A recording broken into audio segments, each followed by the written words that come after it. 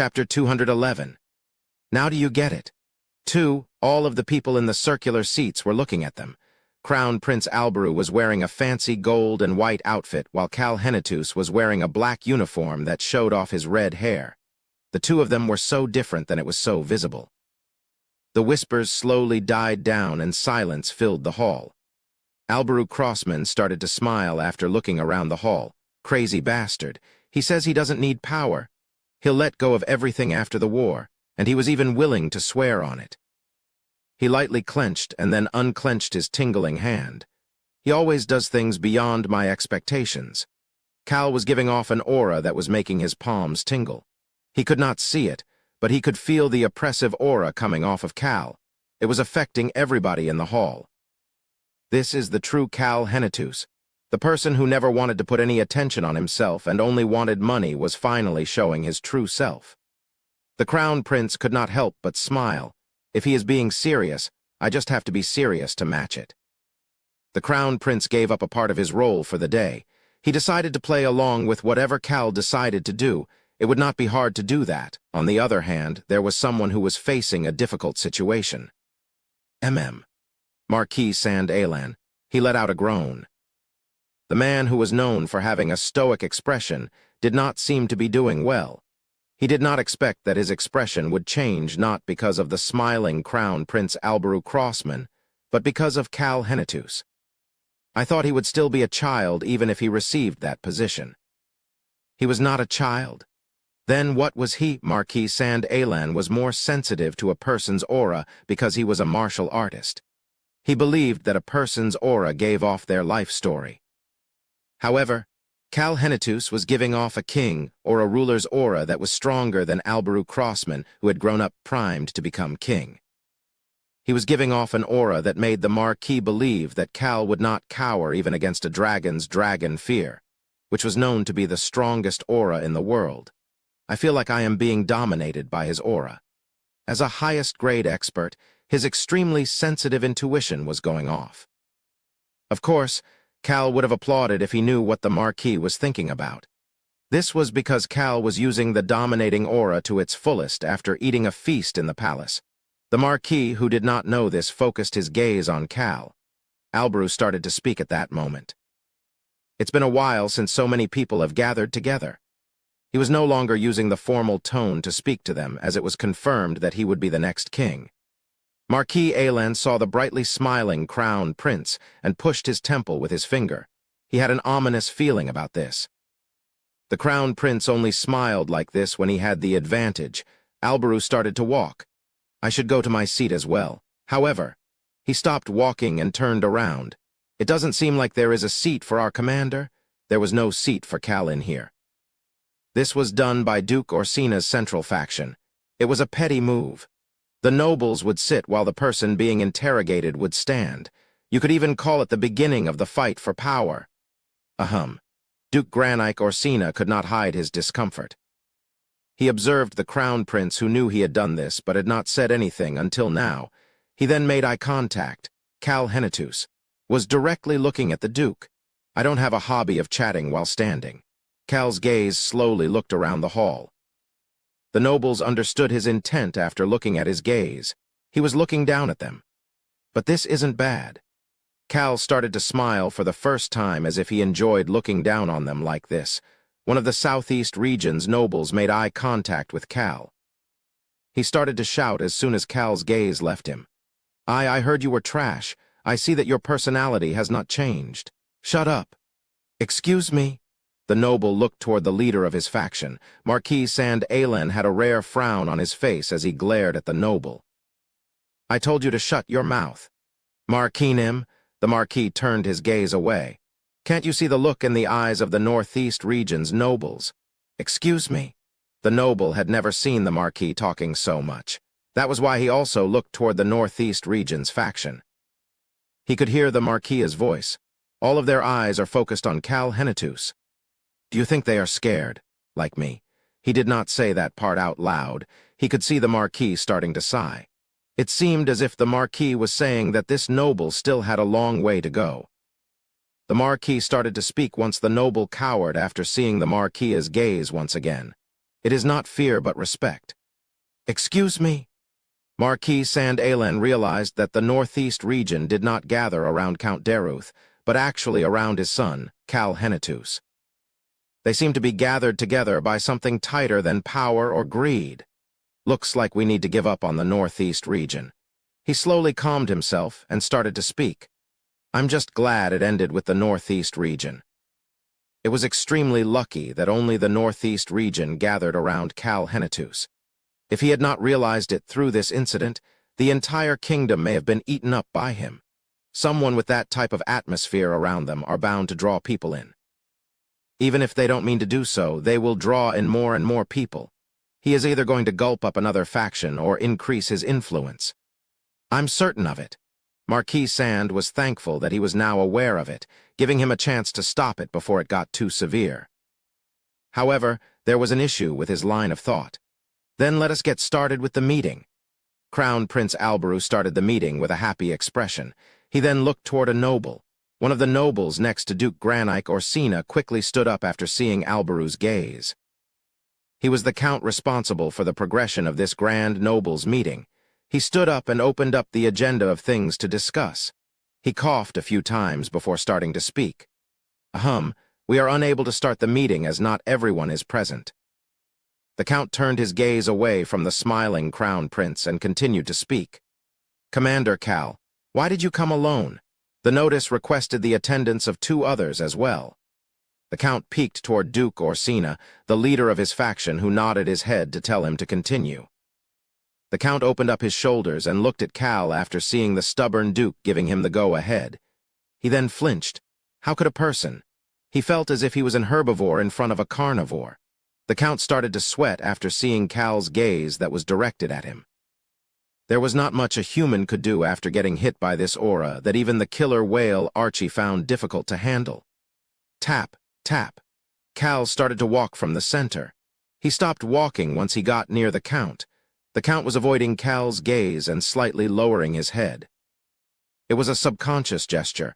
He felt as if he would suffocate if he did not do that. He could hear Cal's voice. I don't know who I should respond to since you have lowered your head. The count bit down on his lips and lifted up his head. However, his gaze quickly headed back down. It was at that moment. The crown prince, who was seated facing the entrance of the hall, twitched his eyebrows, screech. A very quiet noise could be heard as the entrance opened just a bit. The knights should be guarding the door. The door that still opened just a tiny sliver did not open or close and remained exactly as is. Alberu knew that Cal's people, the sword master and the necromancer, were the ones to do that. That would be why the knights allowed them to touch the door. Alberu was correct.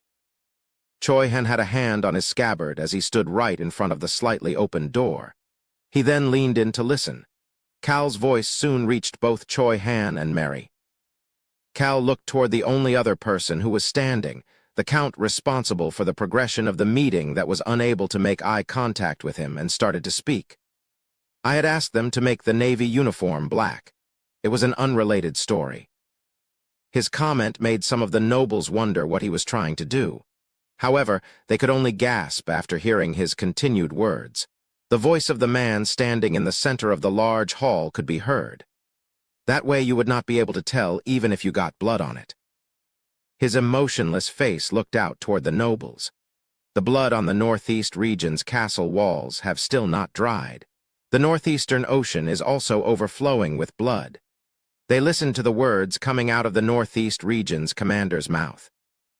It made them recall the site of the battle at the Henetus territory they had seen through the video communication device. They had been unable to hide their amazement and shock while they watched it. But now, whose blood do you think it was? The image of the battle that came along the low voice of the man who had been at the forefront was a bit different. Whose blood? Cal asked the question and then answered it. The enemy. These nobles had not experienced war. They realized that the person in front of them was not a noble. The weight of the title of commander slowly started to seep into their minds. The Rhone Kingdom's enemy, the Northeast region's enemy, my enemy. Cal's gaze then headed back toward the count, as well as my people's enemy, my enemy. But more importantly, my people's enemy. Those words stabbed into the count's ears like nails. The Count holding the agenda felt his hand starting to shake. It was a warning. My people. It was a warning not to touch the sword master or the necromancer. Marquis Ainz, who was watching this, started to speak almost as if he was gasping. He's a tree. A sturdy tree. One that never falters or bows as it maintains its spot. He should have realized this back at the capital's Plaza Terror incident. The Marquis realized that Cal Henitus truly was an upright hero. That was why he was relieved. He was relieved that Cal was not a schemer. What a relief it was at that moment. The Roan kingdom is strong. Cal did not care for the order on the agenda, whether or not they would agree to the Caro kingdom's request. He got down to business and said what he needed to say to the people who had called him here today. Agree to the Caro kingdom's request. That doesn't seem... One of the nobles by Duke Orsina urgently started to speak. However, Cal did not look at them as he looked at the person at the highest spot. Your Highness, Crown Prince Alberu. What do you think? He responded back to Cal's question without any hesitation. Based on the report from the Northeast Region's naval base, the Roan Kingdom is able to maintain its current Northeast Region's defense while still being able to provide support to the Caro Kingdom. Some of the nobles by Marquis Ainz and Duke Orsina stood up from their seats. They seemed ready to say something as soon as the Crown Prince was finished. These were people who would not let go of their gains even if they were scared. However, the Crown Prince did not care for them as he continued to speak. We also have a lot to gain if we help out the Caro Kingdom. It is worth it if you consider the future. But the other regions beside the Northeast region don't have the extra manpower. One of the nobles urgently started to speak. However, he could not finish his sentence. The Crown Prince casually added on as if he had expected this response. The capital and the central region have the Mage Brigade. We also have our Royal Knights as well. The Crown Prince's gaze then headed toward Marquis Ainz. The Southeast region has the Roan Kingdom's strongest martial arts family. The Marquis flinched for a moment. One of his loyal nobles who saw him flinch started to speak.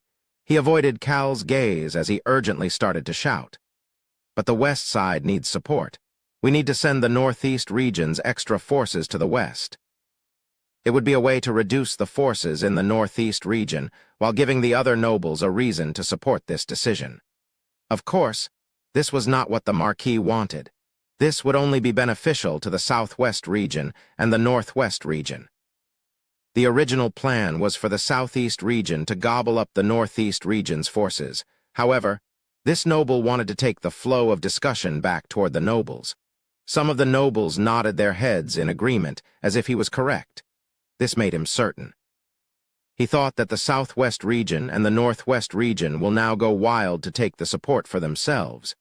If they start causing a ruckus, they may be able to work some things in so that the Central and Southeast regions get some benefits as well. At least that was what he was thinking. It was at that moment an old voice echoed in the hall. This was the first time this person was speaking today. The Southwest region is strong enough to defend our gate. It was the old noble Duchess Sonata. She opened her mouth to speak. Your Highness, the Southwest region does not need any reinforcements. Her voice was full of certainty and anticipation. Damn it. Both Marquis Ainz and Duke Orsina's expressions changed at the same time. The two of them had known Duchess Sonata for a long time. They could read her gaze. That old woman has something up her sleeve. That old noble never said something she did not mean. In fact, she was someone who kept her word. Marquis Ainz started to frown even more. I heard she needed to lock the gates because of Cal Henitus. Weren't they enemies?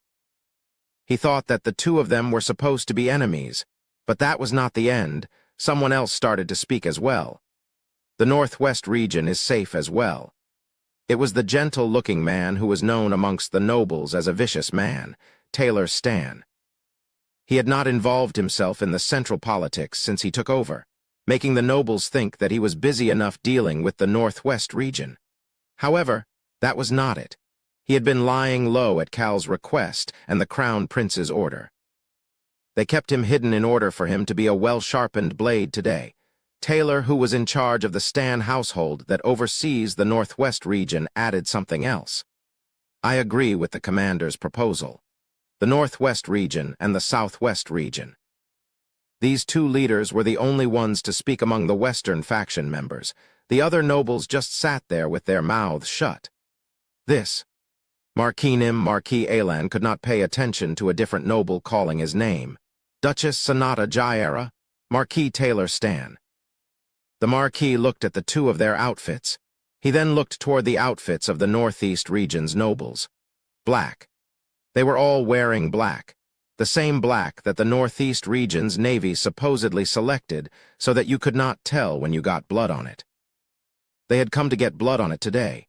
They were here to take down their enemy and their side's enemy before returning back. Marquis Alan turned his head. He could see that the Crown Prince was still smiling. He was wearing a black dress shirt underneath his white coat. His gaze moved past the Crown Prince and stopped elsewhere. The Marquis could see Cal Hennetus smiling at him. He'd been had. Cal was no hero. This was someone who knew about power and domination. Duke Orsina and Marquis Alan heard Alberu's voice. We are strong. We. The definition of that word was clear. They could see Cal responding back with a smile. You are correct, Your Highness. We are strong. We are strong enough to destroy anything in our way. That was how strong they were. Fear started to creep up the bodies of those who were not part of this, we. Chapter 212. Now do you get it? 3. Crown Prince Alberu started to speak at that moment. If we look through history, the citizens who survive a war cry thinking about how they managed to survive while the people in power start a new battle to fight for power. The Crown Prince's gaze headed toward the nobles of the Southeast region and Central region. People easily get delusional. He was sitting with his chin in his hand as he looked right at the Marquis and Duke. They think that they will survive even though the war is not yet over. It's quite funny yet pitiful. Marquis Sand Alan avoided the Crown Prince's gaze and closed his eyes. Deep wrinkles appeared on his face. He had been had. He thought that he had set up a trap to suppress Cal Hennetus, but it was the opposite. This was a trap to choke him. Marquis Sand Alan opened his eyes back and looked around the hall. Why would the Southwest region and the Northwest region take the Crown's side? I guess Taylor Stan makes sense. The eldest son of the former Marquis Stan. It was said that his legs were healed thanks to the Crown Prince. It was a good enough reason to develop a bond with the Crown Prince. However, the Jaira household had been against the Crown Prince. Marquis Alan made eye contact with Duchess Sonata Jaira, smirk. The old noble smiled toward the Marquis. She then turned her head to look toward Cal Hennetus. That old hag? Marquis Sand Alan bit down on his lips. That old woman was supporting Cal Hennetus and not the Crown. The Marquis let out a deep sigh. He heard the Crown Prince continuing to speak. You'll have to do something if you want to survive. The Crown Prince called out to Cal for support. Isn't that right, Commander? Cal slowly nodded his head. Yes, Your Highness. Although it sounded as if only the two of them were chatting, not many other people could speak right now. With that being said, I don't think there's any reason for me to be here anymore since I am finished with my report. Marquis Sand Alan flinched before looking toward Cal. He's leaving? Already. He's not going to stay to see the results. The Marquis could not understand why Cal would leave without hearing about the results of the Caro Kingdom business. He observed Cal's face to see if he could notice anything until Cal's next words clarified it for him. The rest is up to the nobles, and I do not have any say as I am not a noble. Cal was a commander, but he was still just a young master who had not received his father's title. However, his gaze was still looking down at them while he said that he did not have the qualifications. The Marquis let out a groan. That was a warning and a treat. It was a warning that he would be waiting to see what kind of decision the nobles ended up making. The Marquis could feel a headache brewing inside. Then, goodbye. Cal casually said goodbye. I am leaving now in order to survive. The nobles were quiet, and the Crown Prince gave him permission to leave. Cal leisurely turned away from the nobles and headed for the entrance. The dominating aura truly is best to scam or scare people.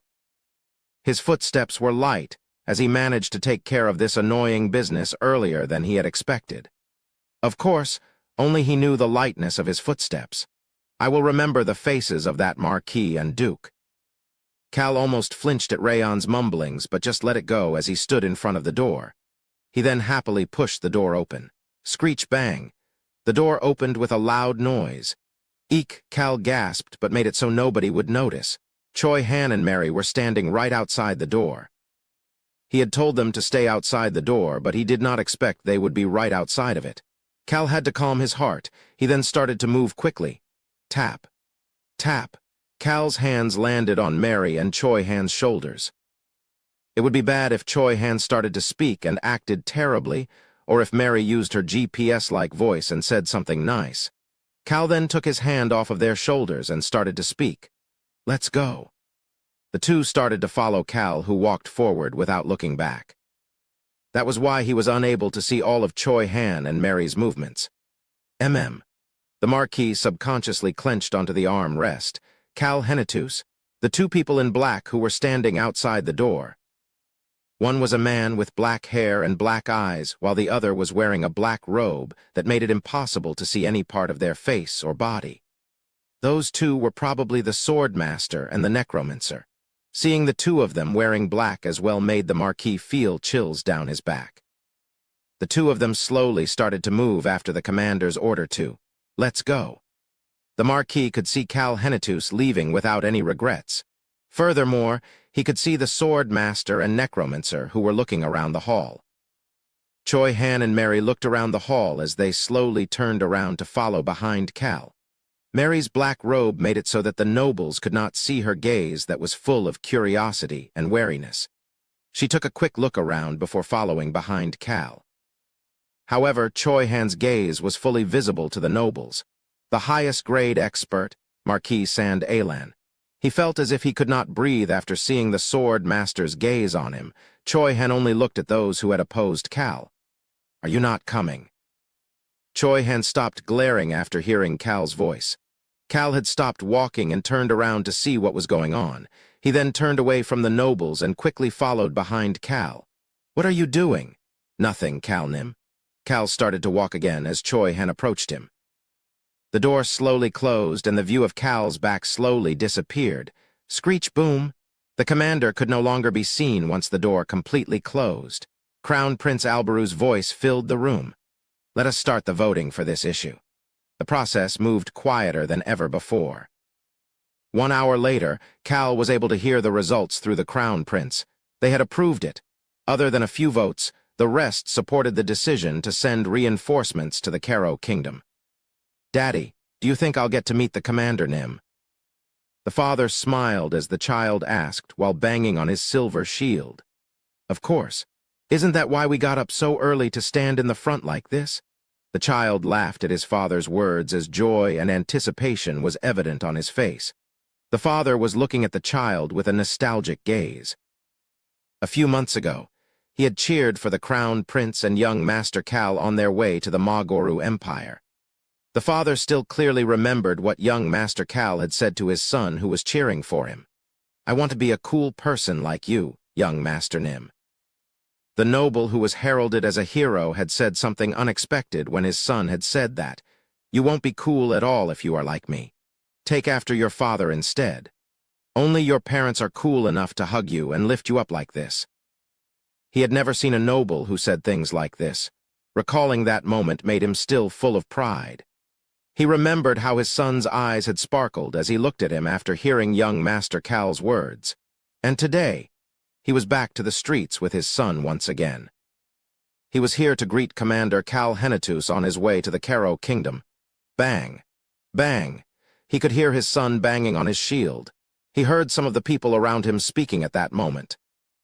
"Do you think it is okay for us to send the Commander Nim to the Caro Kingdom when the war is not over yet?" He's even taking the Sword Master Nim and the Necromancer Nim with him. Some of the Knights and the 1st Mage Brigade are going as well. But the Navy and the Knights Brigade are not going. The other Mage Brigades are not going either. "That's true, but..." The citizen continued to speak as if he was calming his scared friend. The Commander Nim personally said to His Highness that he would teleport right back if the Roan Kingdom was in danger. He considers our Roan Kingdom to be the most important. He started to get emotional and raised his voice. Did you not hear about the conversation the Commander Nim had with His Highness? I heard the rumors. A rumor spread like wildfire through the capital yesterday. It was supposedly a conversation between Cal and the Crown Prince. They had no way of knowing if it was true or not, but it sounded like something the two of them would say. Do you remember what the Commander Nim said during that conversation? The Roan Kingdom is strong. Yes. Although everybody thinks we are nothing, the Roan Kingdom managed an overwhelming victory and showed our strength, is what he said. He said we should trust in ourselves more since we are strong and help out those who are in need. He said we should let the world experience the strength of the Roan Kingdom once again. The father, who was caressing his son's head, nodded at the citizen's statement. You could trust the words of the person who protected the Roan Kingdom. Furthermore, we have the heroes, the Sword Master Nim and the Necromancer Nim, so let's trust them. This was indeed the case. There were two very strong heroes. But to call a necromancer a hero, the man who was holding his son started to frown after hearing that comment. He opened his mouth to speak. However, the person talking to that citizen was faster. What's wrong with the Necromancer Nim? The Necromancer Nim is 100 times, no, 1,000 times better than those other Northeast regions nobles who did nothing. Did you not see the video? It was a dragon. How great and mighty did those dragon bones look? Did you think that was evil? No, but still, you know those stories we've heard about. Who cares about those stories? What matters is that we survive. Good, he's saying what I want to say. The man smiled with satisfaction before lifting his son up to his arms. It was at that moment. Boo-woo-woo-woo-woo-woo-woo-woo, the sound of a trumpet could be heard. Daddy! He fixed his excited son in his arms and looked toward where his son was looking. Clang, clang. Swords were being drawn up toward the sky. All sorts of colorful mana orbs shot up to the air as well. Wow! The child watched the knights and mages walking toward them while in his father's arms. He then shouted toward his father. That mister must be the Sword Master Nim. He could see a man with black hair and black eyes at the center of the knights. The only sword master in the Roan Kingdom. It was a man with a pure yet strong face. He also looked handsome enough to draw people's gazes toward him. The child with the shield watched everybody walk by. The mage brigade, the knights, and the sword master. He saw them all. However, the person the child was searching for could not be seen. Cal Henitus, he was not visible. They could only see a carriage behind the sword master. Is the Commander Nim inside the carriage? The child's eyes sparkled. The carriage window slowly lowered as if it understood the child's thoughts.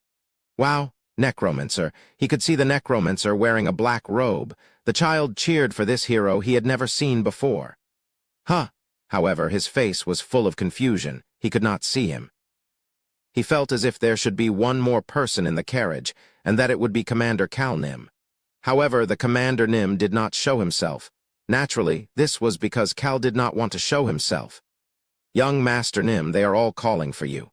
Mary, they are calling you too. There were cheers for the necromancer in the crowd as well. Of course, there weren't as many as the cheers for Choi Han, however. Nobody was cursing her. His Highness said that he would take care of it. Cal felt as if the Crown Prince had done something. He had told Cal not to worry as they would only receive cheers during this progression. Cal had not asked about it because it was annoying. Still, Cal pretended not to see the hesitating Mary as he leaned back into the chair. Young Master Shield Nim, Commander Silver Light Nim. Hey, He could not help but sigh. Can't they stop with these cheesy nicknames? It was at that moment. Excuse me, young Master Nim. I'm not looking outside. He bluntly responded back, but Mary hesitated for a moment before continuing to speak. Even Rayon, who was invisible, started to speak. Young Master Nim, one child is desperately calling for you. Weak human? It is the same child who shook his shield for you last time. I thought he would grow well, and he did grow quite a bit in just a few months. Damn it. Cal frowned quite a bit before moving toward Mary's side. He then peeked out the window. Agu. He could see the child who had an even fancier shield than last time. Cal remembered this child. You won't be cool at all if you are like me. Take after your father instead. Only your parents are cool enough to hug you and lift you up like this. This child had made him speak nonsense as he was nervous. Cal looked toward the father-son duo, who shook their shields fervently once they made eye contact with him, before moving back to a corner of the carriage. He then put his hand up to his face. The number of shields had increased. He could see people with silver shields, swords painted black, and even some wearing black robes as they cheered. However, the number of shields was more than the others. Damn it, what if the shield becomes even more trendy? Cal's expression turned serious. He turned to the side to see Mary. He knew Choi Han would be looking cool as he walked in the front as well. I need to make sure to show off the two of them this time. If I do that, and make the Dark Elves heroes as a group, if we manage an overwhelming victory, they will definitely forget about me. Cal, who had heard about the number of troops heading toward the Karo Kingdom from Guardian Knight Clope desperately thought about it over and over. Let's take a back seat this time. Let's use less of my power this time. Let's not use the shield if I don't have to. Those were the thoughts in his head as he teleported to the Karo Kingdom and had to greet someone. Oh, I knew you would be here now. Long time no see. Cal was shocked. The Karo Kingdom had requested reinforcements from the Roan Kingdom as well as the Magoru Empire, the nation closest to them. The two nations naturally agreed to send reinforcements. Cal had thought about the reinforcements the Empire would send. He was quite curious as to how the Empire would act and what kind of reinforcements they would send, since the Empire was on the same side as the Indomitable Alliance. However, this person was not in his calculations. Have you been well, Your Highness, Imperial Prince Nim? The Magoru Empire's Imperial Prince Adin was smiling at Cal, who was standing on top of the teleportation magic circle. Why is this bastard here? What about the Empire? Don't you need to defend the Empire? Cal was flabbergasted. The Imperial Prince smiled as he responded back. Of course. Congratulations on the Roan Kingdom's victory. Cal held back a scoff. Been well, my ass. You've probably been unable to sleep in anger after seeing the Roan Kingdom's victory. He didn't need to see it to know that this two-faced bastard was angry about it. However, Cal smiled back toward the Imperial Prince. It was unexpected that he ran into the Imperial Prince here at the Karo Kingdom. Have you been well, young Master Cal? Cal responded back to the Imperial Prince happier than ever. Yes, Your Highness. I can stretch my legs and sleep well at night thanks to our victory. Cal could see the corner of the Imperial Prince's lips shaking a bit. He felt good doing this. His smile became wider, thinking about how there will be many other things in the future that would make him feel good. Weak human, it's been a while since you've smiled like this. Are you about to scam someone? Scam? No, I'm just smiling. Cal simply let Rayon's comments in one ear and out the other. Chapter 213. Now do you get it? 4. He could hear Imperial Prince Adin's calm voice. Yes, you should relax after a victory. You need a long break. Cal's expression turned oddly blank. You need a long break. Someone might think that he was being nice, but Cal was thinking that this two-faced man was telling him to die so that he could get a long break. Imperial Prince Adin was pretending to be a good person. Cal peeked at Adin while observing the others at the same time. He saw a few guard knights behind the Imperial Prince, as well as some of the Karo Kingdom's people with awkward expressions. I guess they weren't expecting the Imperial Prince to show up. It was obvious if he thought about it. If Imperial Prince Adin was the one who was bringing the reinforcements, the Karo Kingdom would have informed Crown Prince Alberu. Cal quietly watched Imperial Prince Adin take a step toward him. The Imperial Prince approached him before quiet speaking as if he was trying to whisper. That is why I was shocked that you responded to this request. I thought that you would be resting. Adin didn't expect Cal to personally come to the Karo Kingdom. He expected him to relax after his victory. The Imperial Prince was speaking as if he was wary of the Karo Kingdom, and Cal responded back in a similar way. I also did not expect to see you here, Your Highness. Why are you here? What are you scheming, and what are you trying to prevent? That was what was on Cal's mind. Someone walked into the teleportation room at that moment. Oh, you're here? Cal had never seen him before, but he had heard enough descriptions about this person that he was able to recognize him. Valentino, the Karo Kingdom's crown prince. I heard that you were in the office, but why are you here? Also, Imperial Prince Adden's longtime friend, Valentino patted Imperial Prince Adden on the shoulder as he casually continued to speak. Although there was a significant difference between an imperial prince and a crown prince, the two seemed very casual with each other. I am here because I heard that our empire's hero was showing up. The imperial prince smiled and pointed to Cal just as Valentino reached his hand out toward Cal. Nice to meet you. Thank you for coming to help our Caro kingdom. I was coming to greet you, but it seems this friend beat me to the punch. Crown Prince Valentino was famous for not caring much about positions and etiquette. That was why he was able to extend his hand out first to a foreign nation's commander. It is an honor to meet you. Cal shook Valentino's hand and showed him just enough respect as deserving of a crown prince. Valentino smiled at Cal's response. My type of person. I prefer it like this. I prefer people who are not overly respectful. Is that so? Cal let go of Valentino's hand as Valentino looked him over. Cal noticed this, but pretended as if he had not. Instead, he was curious about something else. Does Crown Prince Valentino really trust the Empire and the Imperial Prince as his close friend? Cal had heard a good amount about the indomitable alliance from that slightly crazy bastard, Clope. The Caro Kingdom was not included in the alliance. The Northern Alliance, Arm, and the Magoru Empire. The Caro Kingdom did not know about their relationship. If they did, there was no way that they would have sought reinforcements from the Empire. However, they may not know all of the sides of the Empire. The Empire had purchased many slaves for the alchemist's bell tower to experiment on. Was it possible that the Caro Kingdom did not know about the Empire's evil doings? I guess that I'll find out eventually. Cal did not think much about it. The Caro Kingdom would lean toward one side or the other soon enough. All right, we should not stand around like this. I'll lead the way. Your Highness, that is no need.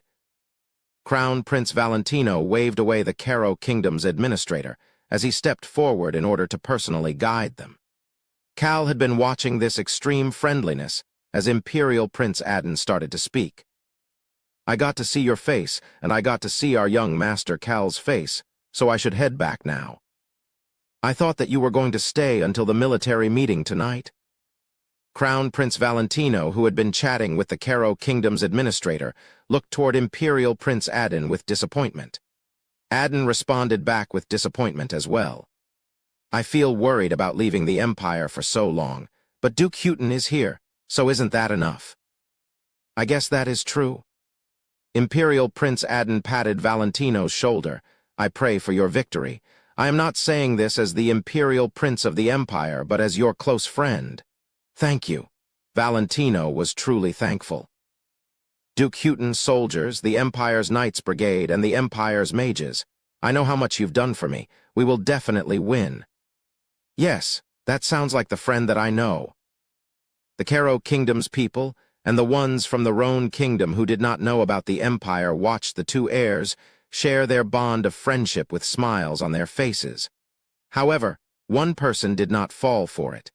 Cal's expression had turned stoic without anybody noticing. This is weird. Imperial Prince Adden was acting weird.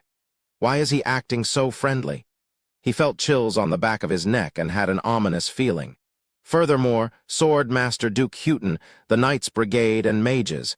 He had sent pretty much everyone except the alchemists. The Empire was being extremely benevolent to the Caro Kingdom. It would be a beautiful story if it was a true friendship. However, there was no way that the Imperial Prince would do that. It would be beneficial for the Imperial Prince if the indomitable alliance won. Weak human. That Imperial Prince bastard's smile is giving me the creeps. See. Our Rayon noticed it as well. Cal looked toward Adden with even more suspicion. It was at that moment. Imperial Prince Adden's gaze turned toward Cal. It was nice seeing you again. It was my pleasure, Your Highness. The rest of the people from the Rhone Kingdom watched Cal and the Imperial Prince's conversation with a smile.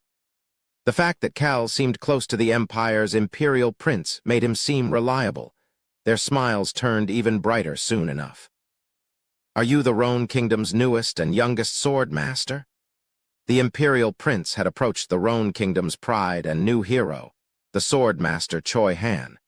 The Rhone Kingdom's Knights Brigade and First Mage Brigade felt proud seeing the awe in the Imperial Prince's eyes. However, one person did not fall for it. Cal suppressed the corners of his lips from going up. Oh, how interesting. The Imperial Prince's gaze was on Choi Han and Mary, however, he spoke to Choi Han instead of Mary, who had her head down. I didn't know that the guard knight from before was such a strong person. He then reached his hand out toward Choi Han.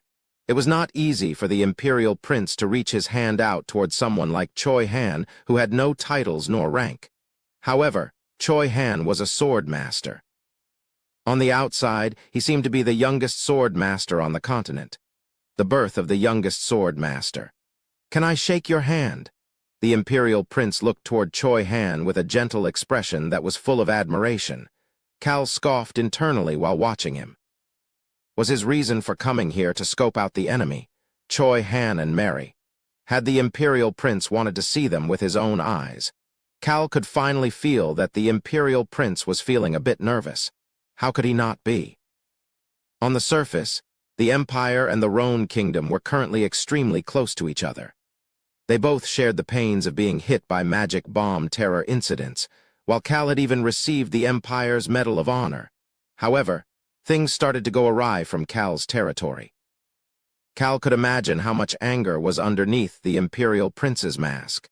Cal could leisurely watch the Imperial Prince, while knowing that this person who wished to control everything would not have his way. However, he suddenly felt his cheek being itchy. In fact, his left cheek felt quite itchy. Human? Choi Han is looking at you. Cal turned his head. He could see Choi Han staring at him. Furthermore, he could still see the Imperial Prince reaching his hand out. Cal had sternly spoken to Choi Han and Mary before they teleported to the Karo Kingdom. The two of you do not need to act. If the situation calls for it, report to me first. One was a terrible actor while the other was so innocent that she would probably tell them everything. Cal recalled what he had said before looking back toward Choi Han. Perhaps. Cal slightly nodded his head. Choi Han then respectfully shook Imperial Prince Aden's hand with a stoic expression. This punk. Cal felt extremely refreshed for the first time in a long time. Choi Han really was a good bastard. Ha, Imperial Prince Aden started to laugh out loud. My, you really are Commander Cal's loyal subordinate. He patted Choi Han's shoulder as if it was extremely funny. In some ways, it could have seemed as if Choi Han was being disrespectful. Cal interjected in order to gently continue the conversation. He is still rusty with etiquette, so I had warned him before coming here. It seems that he took me too literally. I thank you for being understanding, Your Highness. No, it was nothing. It's understandable from someone who is not a noble. To be able to reach this level of sword mastery at this age is not possible if you pay attention to any other things. Isn't that right, Choi Han? Huo. Cal was amused that the Imperial Prince already knew Choi Han's name. Is someone in the Rhone Kingdom's palace a mole for the Empire? A cold gaze brushed by Cal's eyes. It was at that moment. Choi Han responded back to the Imperial Prince. You are correct, Your Highness. In order to create our our history, I believe I need to focus on sharpening my skills even more. Our history. The Rhone Kingdom's people felt a sense of pride. The black robe moved as Mary looked toward Choi Han's back. Our leg. The end of that word was probably end. Only Mary had understood and clenched her fists. Choi Han's terrible acting did not come out as he spoke the truth. Indeed. What a wonderful young man. The necromancer behind you as well. Both of you are destined to be heroes. Why doesn't our empire have such individuals? I know, right? I'm sad that the Karo Kingdom doesn't have them either. The two heirs laughed as they slowly ended the conversation. I'll be heading back now. Imperial Prince Aden and his guard knights walked toward the teleportation magic circle and returned to the Empire. A few hours later, Cal participated in the Karo Kingdom's military meeting. There were only a few people sitting around this small round table. The Karo Kingdom's crown Prince Valentino and the Empire's Duke Houghton. These two were familiar to Cal, however, there were others who Cal did not recognize. The Karo Kingdom's commander. He was the commanding officer for this battle, and one more person, the Caro Kingdom's Church of the Sun God's bishop. He was there representing the churches. However, he did not show any animosity toward Cal nor Mary. He just smiled like a proper priest when he made eye contact with Cal. Cal recalled what Crown Prince Valentino had said to him earlier. The churches within the kingdom have agreed to help us. There shouldn't be anyone provoking your subordinate. They said so themselves, and we've been very stern with them about it as well. Cal was satisfied with how the Caro Kingdom had paid attention to things he may need. As war was on the horizon, the churches finally seemed to be able to differentiate between our side and the enemy. There were only a few people at this small round table, however. There were many people standing behind these seated individuals. They were all the guards for each of the individuals, with Mary, Choi Han, and Vice Captain Hilsman all standing behind Cal. Chapter 214. Now do you get it? 5. Mary, a priest of the sun god, will be there. Do you still want to go? I think it is fine if you rest here with Rayon. I do not need to hide. I am strong. Vice Captain Hilsman Nim told me that the words of the priests are bullshit. I also wish to be like Choi Han Nim and stand behind you no matter what happens. If that is your will, then let's go together. Rayon had said something as well. Weak human, do not worry. I will protect good Mary. Rayon liked Mary quite a bit. Cal thought that it might be because their lives had a lot of similarities. Cal stopped thinking about Rayon and Mary as he looked toward the person explaining the plan. He needed to focus on the meeting. The battle will take place at the Caro Kingdom's castle, Leona. The chief's finger pointed to a map of the Caro Kingdom.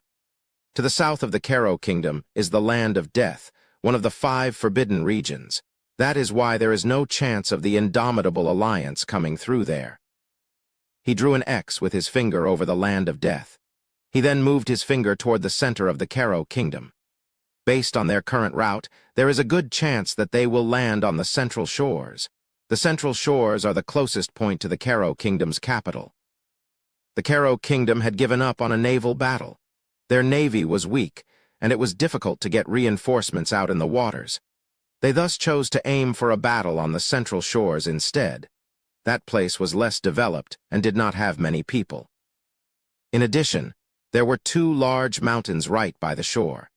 They didn't know what was making the Indomitable Alliance so confident to come to the central area instead of the northern area of the Caro Kingdom, but it was a good opportunity for the Caro Kingdom. That is why we have moved the food stored in warehouses and the citizens living in the Central Shores region, and have also moved all of our forces near Castle Leona. His finger pointed to the large castle by the Central Shores, Castle Leona. According to the map, it seemed to be larger than the other castles in the Caro Kingdom. Castle Leona is located between the 2 mountains by the Central Shores. You can just think of it as there being no path to the capital without going through Castle Leona. Although the enemy could hike through the 2 mountains, the chances of that were slim. It was not that easy to climb past those mountains on foot. What is the number of ships in the Indomitable Alliance's fleet? The Magoru Empire's Duke Houghton asked the question. The Duke looked extremely natural in pretending not to know, even though he already knew about it. Approximately 500 to 600 ships, Duke Nim. There are many large vessels within the group. It is expected that a significant number of soldiers are inside of these ships. The problem was the quality of those soldiers. Ahem. The chief let out a fake cough before looking toward Cal and starting to speak. Their abilities in the Rhone Kingdom's Hennetus territory was significant. That is why we believe we need to pay a lot of attention to the castle defense. Cal just quietly listened. He would have probably thought of a way to stop them before the fleet arrived on shore, however. He also understood why the Caro Kingdom would choose to give up on naval warfare, and instead plan to fight on the shores. The Caro Kingdom needed to protect themselves from the Indomitable Alliance. However, there was more. It needed to protect itself from the Empire and the Rhone Kingdom. That was probably why they wanted to proceed somewhere that they could bring out the most of their strength. Cal was sitting still as he did not wish to be deeply involved in another kingdom's issues. The chief continued to speak. As Castle Leona is a castle that protects the Central Shores, it is quite large. You can think of it as being a triangular shape with 3 towers at the center. Each tower is approximately the size of a decent small castle. Crown Prince Valentino started to speak. I guess that we can each defend a tower. He smiled and looked toward Cal and Duke Houghton, who both understood his intentions. The chief continued to speak. Yes, Your Highness. Since Castle Leona is built to the north of the shores, the central tower will be manned by our Kero Kingdom and the northern tower by the Magoru Empire. As for the southern tower, the chief hesitated for a moment before looking toward Cal. They were originally planning on leaving the southern tower to the Roan Kingdom. This was because they had promised a large number of reinforcements. However, the actual number that showed up was pitiful. Although the quality may be better than anyone else, there were less than 100 people. Could they leave the southern tower to this small number? That, we calculated incorrectly when we planned and were thinking about leaving the southern tower to the Roan Kingdom. The chief used flowery language as he did not dare to tell people who came to help them that there was an error, because they brought too little people. Duke Houghton, who realized the awkwardness, started to speak. Commander Cal, don't you have too little number to defend the entire southern tower? How about I share some knights and archers with you? What do you think? He was being decently respectful to Cal, who was a commander. Crown Prince Valentino and the Kero Kingdom's commander added on. No, it may make more sense for us to send more from our central forces. What do you think, Commander? I believe that is better as well. Since the Roan Kingdom's forces are extremely skilled, we should be able to handle the rest if the Roan Kingdom can take care of the enemy's core forces. The conversation was quite calm. Nobody was raising their voice while each side were trying to help the others up. The actions of each side made the chief feel good. The chief smiled as he started to speak. Yes, and each tower will be assigned healers from the Church of the Sun God and other light affinity churches, so you do not need to worry about any healing. Isn't that right, Bishop Nim? The chief looked toward the bishop, who came as the representative of the churches, and gently asked. The Kero Kingdom had promised a significant amount of donations to bring them here. The churches naturally agreed after hearing the large sum. Of course, you do not need to worry. The bishop smiled as he continued. At least the Kero Kingdom and the Magoru Empire won't need to worry. The chief's smile disappeared. The Church Alliance and the Church of the Sun God, which was at the center of that alliance, was willing to heal the Magoru Empire's soldiers even though there was some friction between the two groups. However, they were not willing for one place. However, it is impossible for the Roan Kingdom. Just what? Crown Prince Valentino frowned and looked toward the bishop. This was different than their original agreement. I cannot do anything about it, Your Highness. The bishop smiled and pointed toward the Roan Kingdom. That person will die if divine power is used on her. The bishop was pointing at the black robe. She is a necromancer who eats dead mana in order to survive. The church needed to have a positive relationship with the empire for future benefits. However, the Roan Kingdom's actions to support a necromancer was something that made them lose face. The church was somewhere where face and pride were more important than anything else. The Empire's Duke Houghton let out a groan and leaned back in his chair. It was his way of saying that he was not going to get involved. Bishop, do you know what it means to act this way in front of people who have come to help us? Crown Prince Valentino's stiff expression turned toward the bishop. However, the bishop kept his mouth shut. They had not received the promised money yet, and it would be the Kero Kingdom's loss if they pulled out.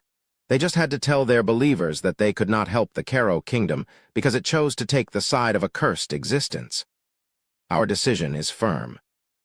Crown Prince Valentino could not believe it. It was different than what they had discussed. In fact, the bishop put on an expression as if to say that he was the one who was wronged. I cannot do anything about it. We originally tried to help the Roan Kingdom's people as well, however. Commander Cal and the Roan royalty refused to hand the necromancer over. Is that so? You plan to fool around with people's lives like this? Crown Prince Valentino's expression changed. The bishop flinched at the cold gaze but did not change his mind. Fool around? I am just saying there is someone who cannot be healed, as well as people who do not have the qualifications to be healed. It was at that moment. Wow, unbelievable. Crown Prince Valentino turned his head. He could see Cal smiling. However, there was a vicious aura about him. I didn't know you would speak such bullshit in a place like this. Cal really didn't know that they would bluntly say it like this. His confident words changed the atmosphere around the table once again. Valentino looked toward Cal with an odd expression. His eyes were full of curiosity after seeing Cal speak such rough words. However, the bishop could not stand it. Bullshit, he jumped up and started to shout. What did you just— I don't need it. What? Cal was extremely annoyed. He decided to forego any respect and return to his trash self for the first time in a while. I don't need any healing from bastards like you. What is this crude language, to show such attitude to us? The trash Cal ignored him and started to speak. Mary. Cal looked toward Mary. He made her listen to useless crap. He was most annoyed with himself right now. He was worried that Mary would think that the Roan kingdom was unable to get treated by priests because of her, and that she herself was someone who could not be healed. That was why Cal started to speak. He was going to tell her to not have such nonsensical thoughts. At least, that was his plan. However, Mary started to speak first. There is no reason for me to hide. Cal stopped himself from talking. I am cool. The mechanical yet innocent voice that did not have any sense of hesitation. Cal started to smile. I am going to kill that bastard. Cal disagreed with Rayon's words as he started to speak. It was not enough. Rayon's desired action was not enough to satisfy his trash self. Your Highness. Why, you dare to ignore me, you dare to ignore the church? Cal could see the frown on the bishop's face. The real curse will be on you and the church. What? Cal changed his plans. As a trash, couldn't he change his plans based on how he felt? Wasn't that what made someone trash? Originally, his plan was to draw in the Karo Kingdom's Church of the Sun God in order to attack the Magoru Empire. However, there was now a change of plans. The Empire and the Church of the Sun God. These bastards are a set from now on. Who are they to decide who is qualified to be healed? The condemnation of the sun must fall on these bastards' heads. Your Highness. Cal made his intentions clear. We are enough for the Southern Tower. Commander Cal, I understand how you may be feeling, but we need to make sure nobody gets hurt. I will properly take care of today's issues. They will not get hurt. Valentino's mouth instantly closed. He could see that Cal was confident without an ounce of hesitation. Will not get hurt. Why? The Roan Kingdom brought heroes with us. Cal's gaze headed toward the bishop who was still standing. Have you ever felt so much pain that you wanted to die? What the? We call the people who overcame such pain heroes. So much pain that you wanted to die. Mary recalled her past. She recalled the days of having to survive through being poisoned by dead mana. Choi Han also thought about his days of surviving in the forest of darkness. The people behind me are people who overcame such pain. Cal started to speak with more certainty than ever. They are people that I can trust to have my back. The two people behind Cal, especially the black-robed Mary, opened up their shoulders. There was no reason for her to cower or hide. Qualifications to be healed? I don't need such bullshit. As Cal mentioned, they didn't need anything like that. They were already perfect as they were. Cal stood up from his seat. Are you done with the briefing? Excuse me? Ah, yes. The chief honestly answered the unexpected question. The minor details will probably be delivered to each faction. Yes, sir. You are correct. Cal slightly bowed toward Crown Prince Valentino. Then I will be heading out first. I will come to look for you later. Cal was not angry at the Karo Kingdom. They had done as much as they could. It was just that the Church Alliance was blind. Commander, what do you think you are doing? Apologize for your ludicrous statements about the Church. The bishop huffed as he looked at Cal. Cal walked toward the room door. He looked around at the gazes focused on him before finally looking at the bishop. He walked past him and quietly whispered, You lost your opportunity? Opportunity. The bishop looked back at Cal, wondering what nonsense he was spewing now. However, Cal kicked the door open and left without any hesitation. The bishop, who was watching Cal's rough actions, suddenly felt it getting chilly and turned his gaze before freezing up. Choi Han and Hilsman. The two of them were quietly observing him until Mary left, before following behind Cal and Mary as if they were guarding both of them. Cal's group could hear Cal's mumbling once they arrived at his bedroom. The Church of the Sun God has lost their opportunity to survive. Chapter 215. Reversal 1. The soldier clenched onto the handle of his spear with a heavy heart as he stepped onto the stairs. Tap. Tap. Tap. He had stepped on top of these sturdy stone stairs for many years. However, the expression on his face as he stepped up these stairs looked as if he had eaten some disgusting food. Just why? He could see the outside behind the shoulders of the soldier in front of him. He then made his way out of the exit. Swoosh, a cool breeze brushed by his cheeks. He could see an open area in front of him as well. Castle Leona. There were also 3 towers surrounding this large castle. The soldier who was stationed on the castle wall by the southern tower curled up. Just why did I have to end up on the Roan Kingdom side instead of the Empire or the central area? He was one of the few soldiers stationed at the southern tower. The Roan Kingdom had said that they had enough, however. They were told that a few soldiers were still needed in order to relay commands from the central forces. The soldiers' tasks were mainly delivering messages and doing other miscellaneous tasks. Of course, a spear was in his hand just in case it was needed. How empty. The soldier started to frown even more after hearing the other soldier's comment. Empty. It really was empty. The Roan Kingdom had less than 100 soldiers. It was nowhere near enough to fill the southern castle wall and the tower that was the size of a small castle. The soldier looked around before sighing. The Empire's side is amazing. The northern tower. The Empire's soldiers, knights, and mages filled the entirety of the northern castle wall.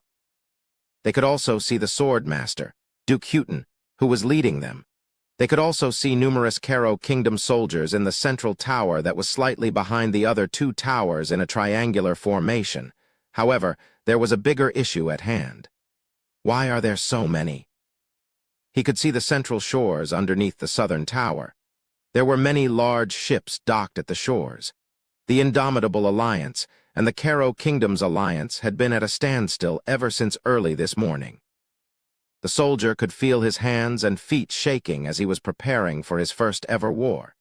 Even if he couldn't be at the central tower with the rest of the Caro Kingdom's forces, being with the Empire might have raised his chances of survival.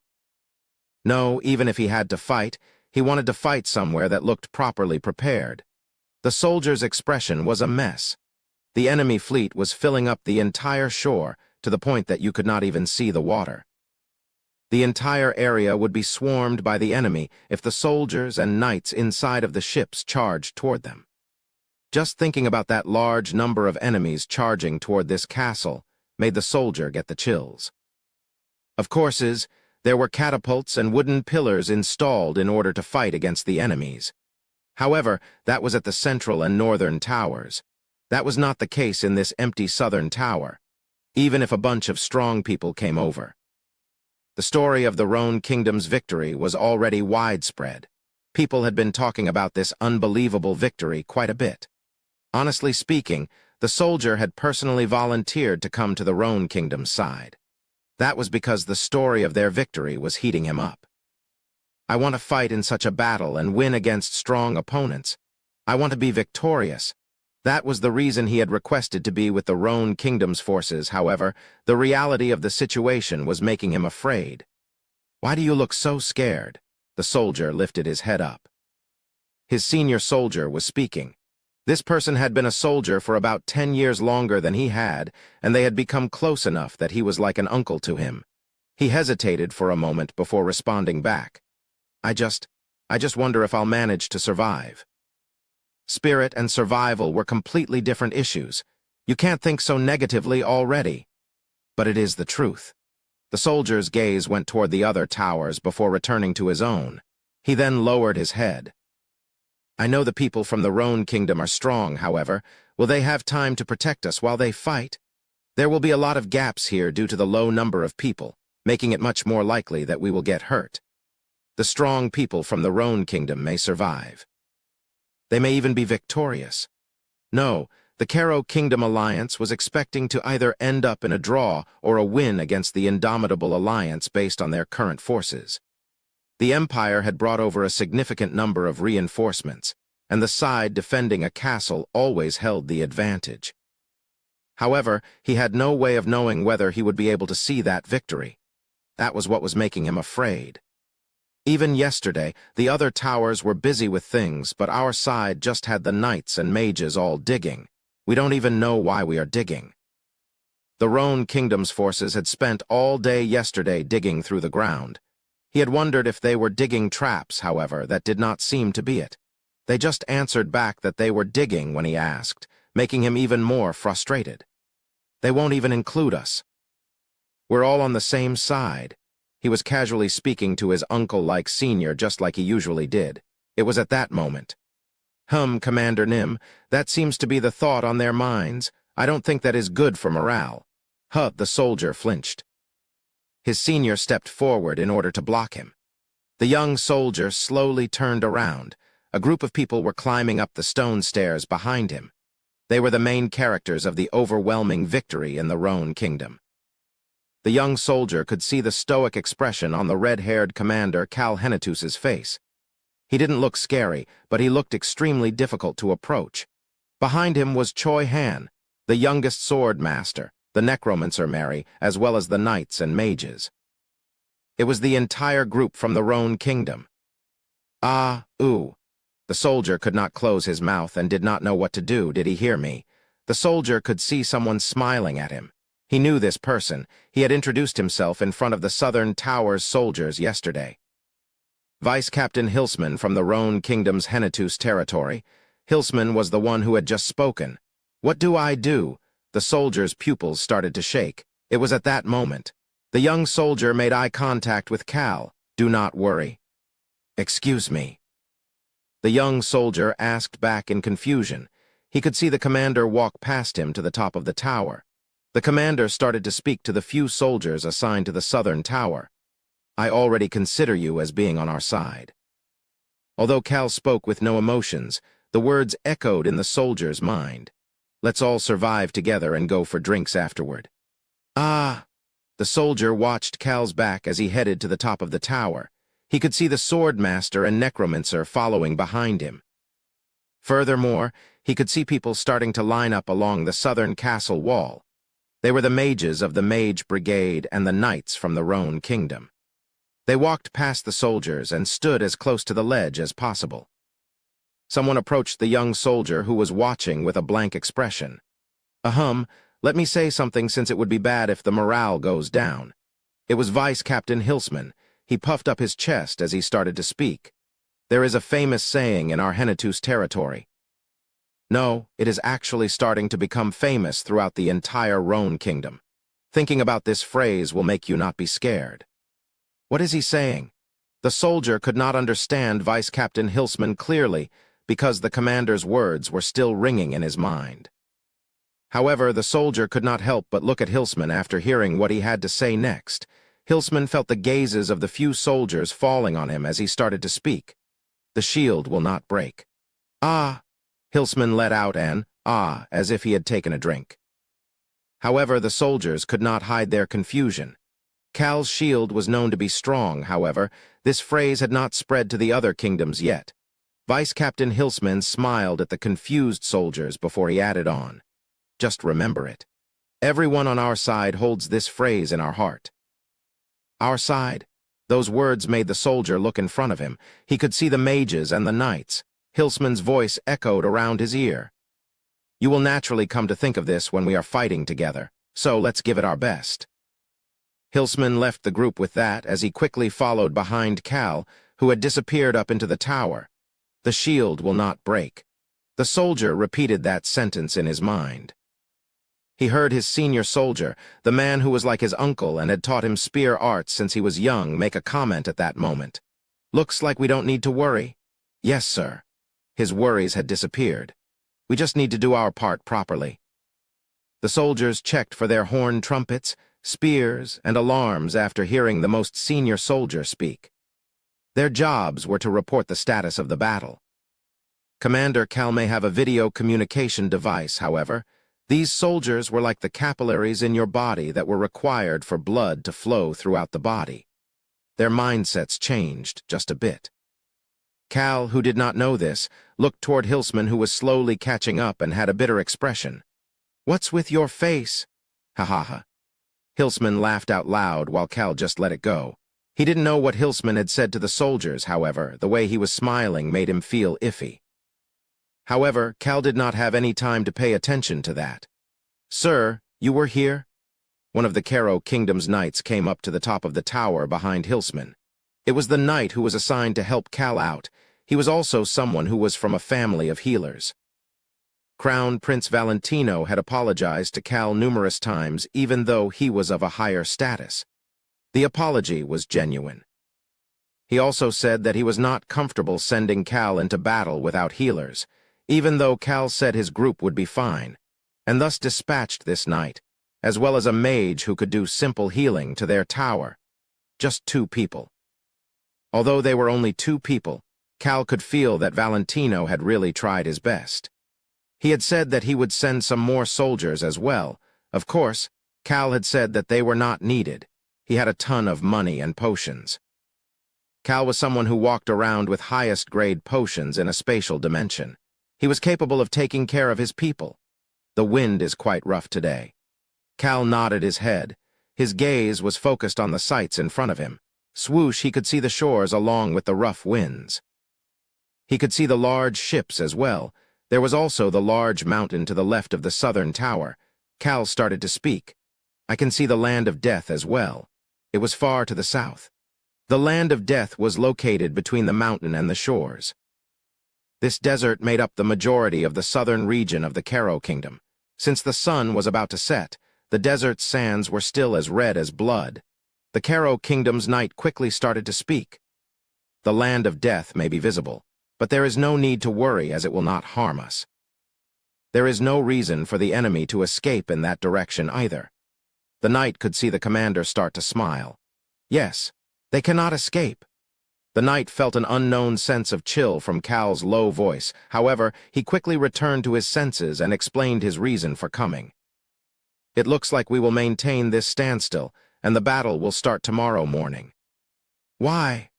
This is a region where it is difficult to use guerrilla tactics at night, and it is not easy for 2 large armies to fight at night either.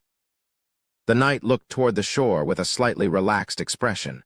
Furthermore, the enemy has not revealed themselves from their ships yet. That was indeed the case. Although they saw some people walking on top of the enemy ships, they had not seen anybody else. It meant that they were all within their ships.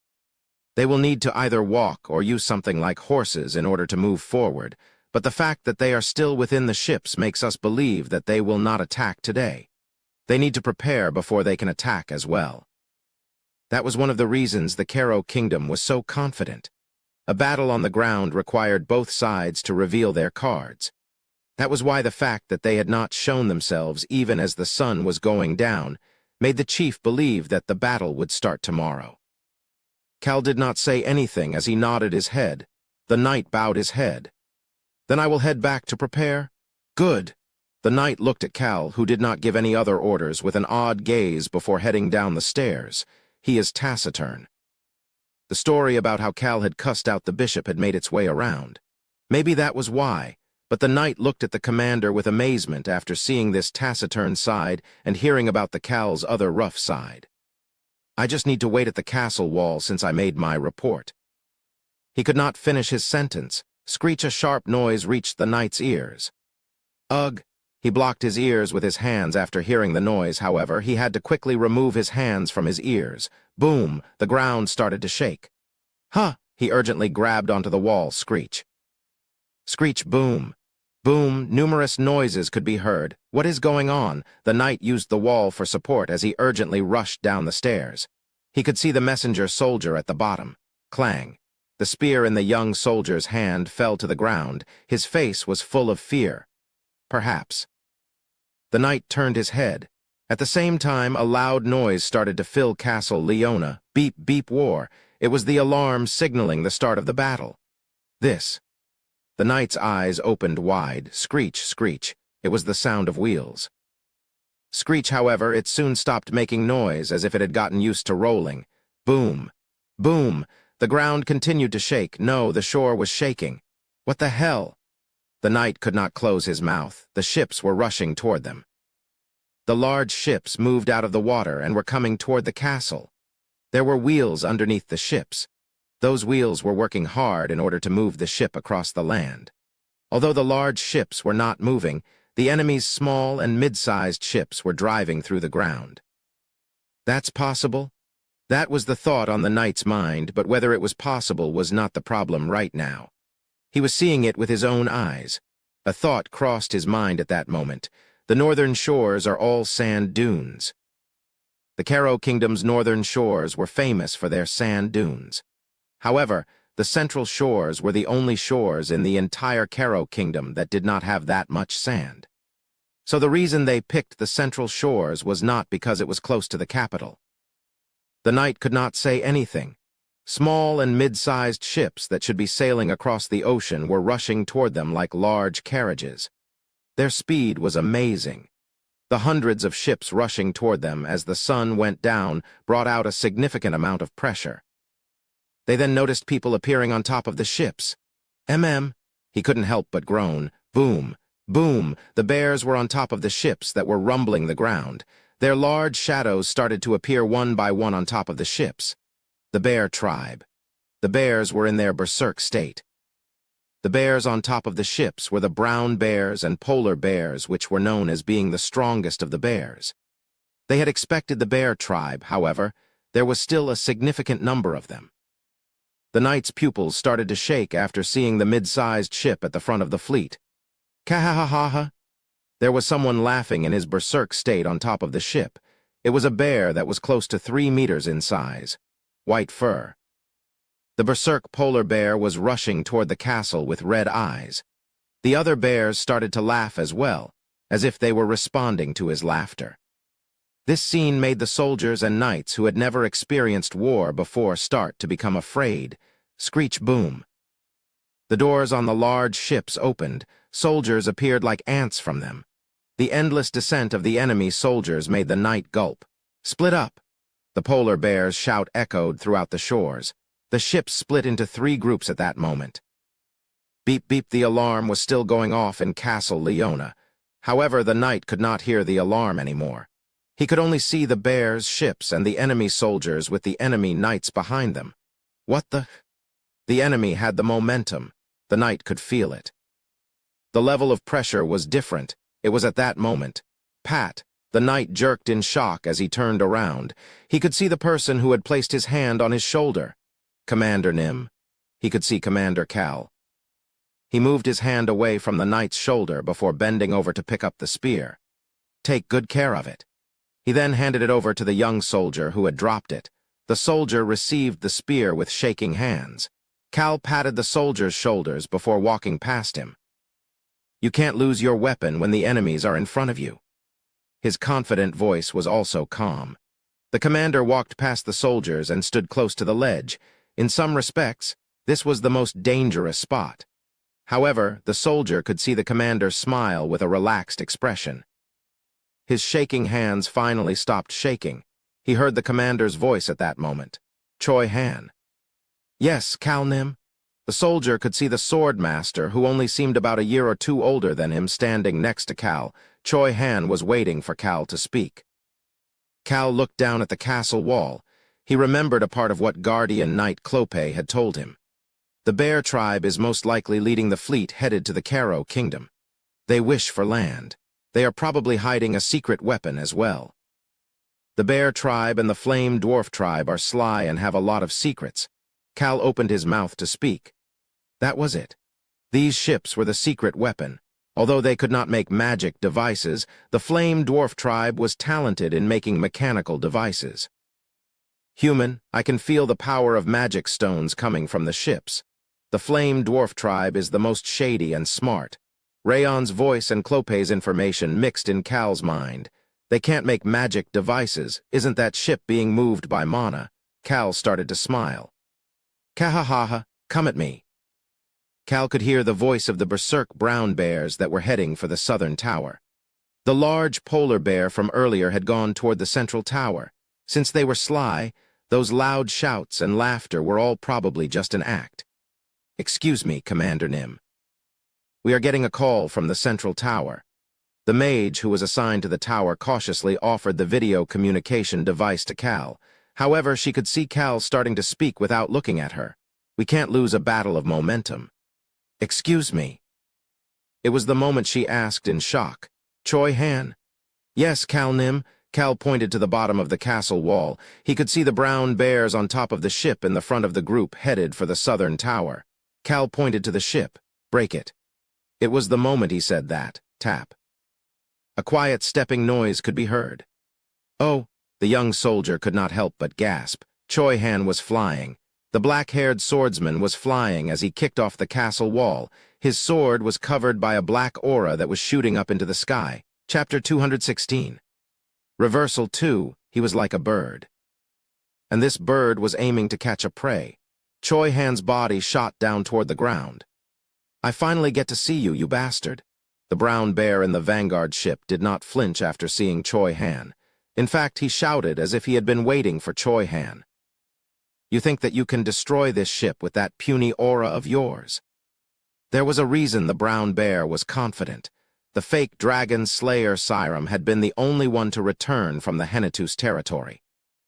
Based on the message he had sent prior to the naval battle with the Roan kingdom, Choi Han's aura could not extend past 2 meters. That was why there was no way that he could cut through this ship that was multiple times the maximum size of his aura.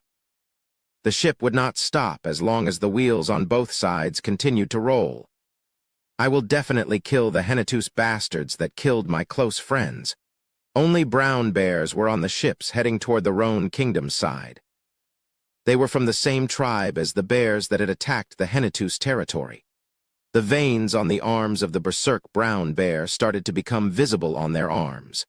One person was on the ground while the other was falling to the ground. The brown bear made eye contact with Choi Han.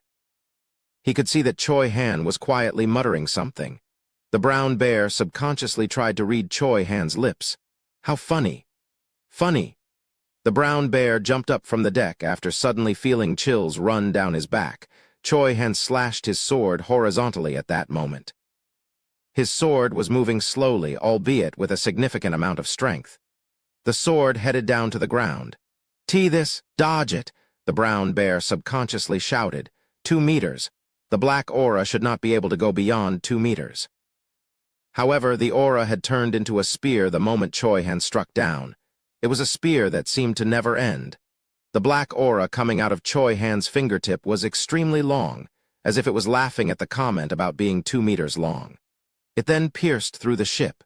Bang. The first explosion of the battle went off. "See, crazy?"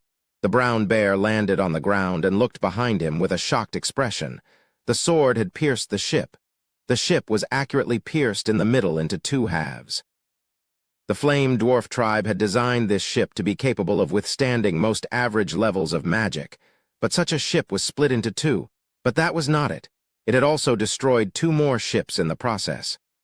What the hell? Silence filled the battleground for a moment. The brown bear slowly turned back around. "It's been a while." He could see the black-haired sword master. "It's been a while since I shot my power out like this all at once." His gaze was focused on the brown bear. The brown bear subconsciously flinched. I heard that your aura was unable to get longer than 2 meters. The dragon slayer had not lied. However, there were different ways of being 1 meter long. There are things that were just 1 meter long, and then there were things that are normally 10 meters long, but were compressed into 1 meter. These 2 ways of being 1 meter long were very different. The Indomitable Alliance had received false information because the Dragon Slayer was more focused on healing himself than reporting on the situation. The Dragon Slayer was then captured by Cal, making the Indomitable Alliance unable to get the correct information. How funny. Choi Han's words echoed in the back of the brown bear's mind once again. Choi Han had truly found the brown bear's actions to be funny. Why was the side that had chosen to attack their corner territory seeking revenge? The majority of the brown bears were killed by the dragon slayer exploding the wyverns anyway. Why were the attackers blaming the defenders? Were they just supposed to die like the enemy wanted them to do? War was an extremely dirty mud field where some die and some survive. Choi Han did not want to show any pity or sympathy on such a battlefield, protecting my people and my family. Choi Han wanted to do that, even if it meant that he himself would get dirty in the process. Wuong. The black aura shot out of his sword again as if it was responding to his thoughts. His aura was one step away from reaching perfect darkness. The tip of that aura sword headed toward the enemy. Tap. Choi Han pushed off the ground and shot forward. Cal's order had not been completed yet. There were still many things left to destroy. The people on top of the castle wall could not say anything as they watched Choi Han move. The Karo Kingdom's mage, who was on top of the southern tower, was at a loss for words after seeing Choi Han in action. Is a sword master really that strong of an existence? His overwhelming strength made the mage's hands start to shake. Her gaze headed toward the central tower and the northern tower. However, she focused mainly on the northern tower where Duke Houghton, the Empire's sword master, was located. They were too far away from the northern tower, so she could not see him clearly. However, she could feel it. They were shocked as well. It was at that moment. "Please connect the call." She heard the commander's voice. She finally came back to her senses and looked down at the video communication device in her hand. Beep, beep. An urgent call was coming from Crown Prince Valentino. She quickly connected the call and looked toward the Roan Kingdom's people. They seemed used to this scene. This made her feel chills from head to toe. She recalled the story about how the Roan Kingdom had achieved their overwhelming victory. That story was true. Then we can also. Her hand started to shake for a different reason this time. At that moment, a small screen appeared on top of the video communication device. Commander Cal, it was Crown Prince Valentino. His confused expression that seemed to not know what to say appeared on the screen. "Did you see it, Your Highness?" He had seen it. He had seen it quite clearly. Valentino barely managed to open his mouth in order to respond. Even Duke Houghton said that it would be difficult for him to pierce through like that. He said that most sword masters have a maximum aura length of around 3 meters. He is not a typical sword master. Valentino could feel the weight of the war after looking at Cal. He is a hero. His voice was full of confidence. "Your Highness, there is no need to worry."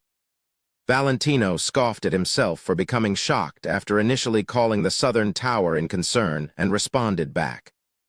"Commander Cal, I leave it to you." He could finally see that Cal Henitus was looking at him.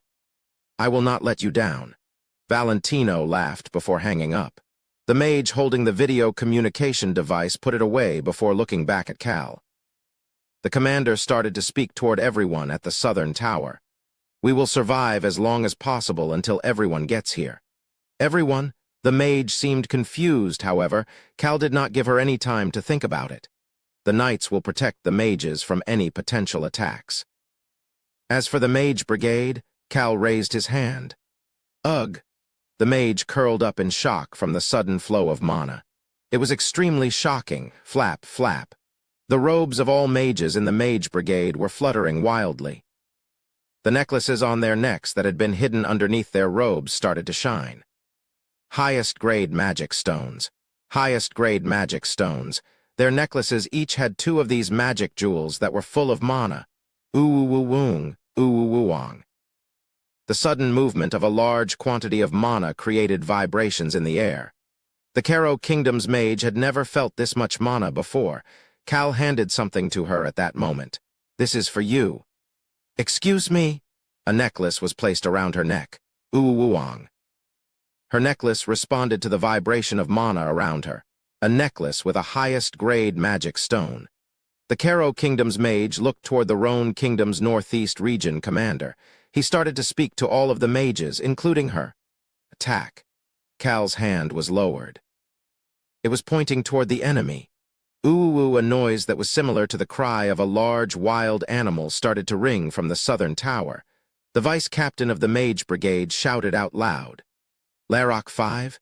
Magic could be seen forming around all of the mages' hands.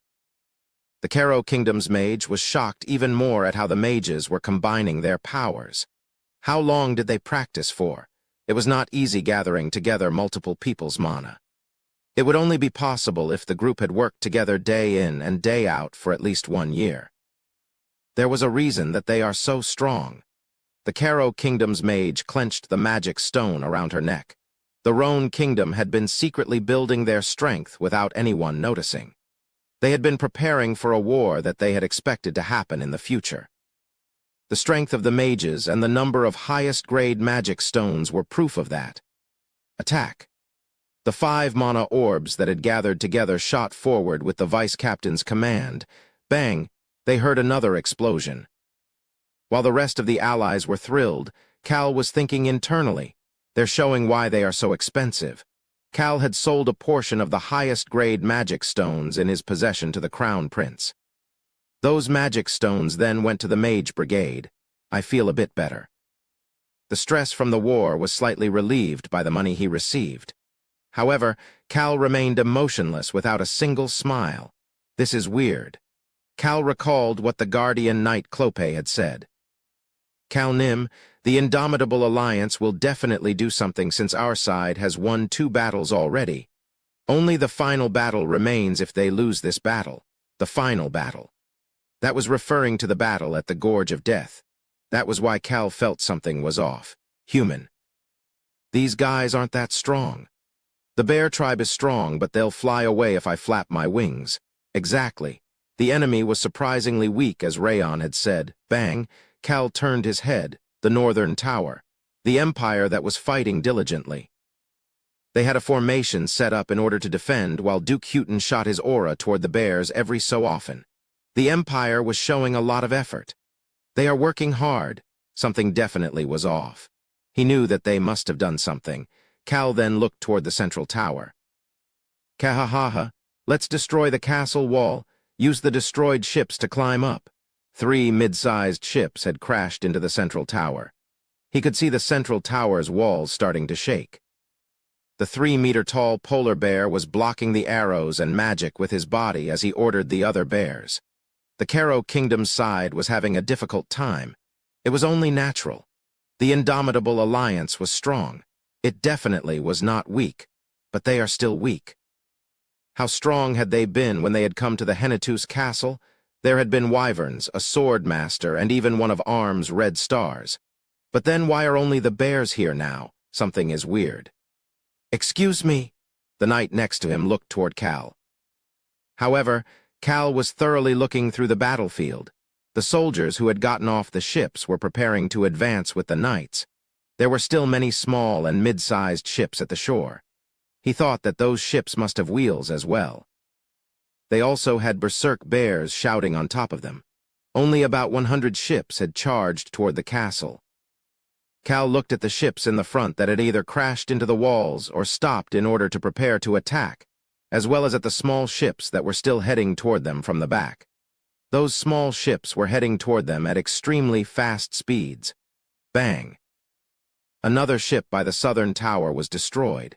Cal turned his head. All of the brown bears were rushing toward Choi Han. The mages managed to destroy a ship with a mana orb at that time. The sky was currently red from the sunset. He could see the broken pieces of the ship shining underneath. Cal then realized it. There's nothing on the ships. Excuse me? The knight asked back, but Cal's expression stiffened up without a response. There was nothing on the ships other than the bears. It made no sense. Why were the ships so empty? Cal could see the small ships coming toward them at that moment. He realized something else at this point. These ships that were gaining speed did not have any bears on them. There were only soldiers on these ships. It was the moment Cal's gaze landed on those soldiers. Rayon's voice echoed in his head. Weak human, those soldiers are shaking. They are crying. Cal looked at the enemy soldiers on the small ships. Each ship had less than 5 soldiers on it, however, they were all crying. Why? Damn it. He got the answer he was looking for. There was something on those ships. It was, at the very least, a bomb. Video communication device? Excuse me? Cal urgently gave an order to the Caro Kingdom's mage. Immediately connect me to His Highness. The small ships were not very far. The mage urgently started to connect the call. It was at that moment. Ah, someone started to scream. It was the polar bear. He shouted with urgency. Attack! Destroy the castle wall before the sun sets completely. The small ships started to rush toward them at an even faster speed. At the same time, the bears in front started to shout in order to raise the morale. They then all started to charge toward the towers. Ah, die, this is revenge for our fellow tribe members. Choi Han fixed his grip on his sword after seeing the bears that had originally just tried to block his way starting to charge toward him. He was planning to get rid of them at once before the sun set. Choi Han's expression became even colder. It was at that moment. What the? Choi Han was baffled. They were running away. The bears that looked like they were going to charge at him were running away as quickly as possible. At that moment, a voice that was amplified with magic could be heard throughout the entirety of Castle Leona. It was a familiar voice. It was Cal. Everybody dodge. They are magic bombs. Choi Han looked toward the small ships that were madly charging toward them, unlike the bears that were running away. Perhaps Choi Han felt his body starting to float up. Choi Han, the human, is worried about you. That is why I am rescuing you. Rayon's voice echoed in Choi Han's mind. Choi Han could see the small ships moving underneath his feet. The enemy soldiers on board were shaking in fear as these ships continued to charge toward the castle walls. Cal started to speak. Shield! The mages immediately started to activate shields. Pot! The call was connected at that moment. Commander, what do you mean by a magic bomb? Are you saying those small ships are all magic bombs? Crown Prince Valentino's urgent voice could be heard. Who would believe that someone would put magic bombs on ships with their own soldiers? We do not have much time. I understand. The call was disconnected. Shields started to appear on the central and northern towers as well. However, Cal's expression did not look good. It was not enough. The shields were not enough to defend against the tens of ships that were filled with bombs. Amplification magic was used at the central tower. Destroy those ships before they reach the castle walls. Magic shot out from the central tower and attacked the ships at that moment. Of course, the Karo Kingdom's mages were not enough to block all of the ships. However, they were able to destroy some of them. Bang! The enemy soldiers started to scream as their ships started to explode. Cal watched this happen as he quickly gave an order. Although we cannot block all of the enemy ships, fortify our shields and stop them before they reach the castle Wa. However, he suddenly stopped. Rayon's voice could be heard in Cal's mind. Human, I smell magic bombs and that other smell. Bang.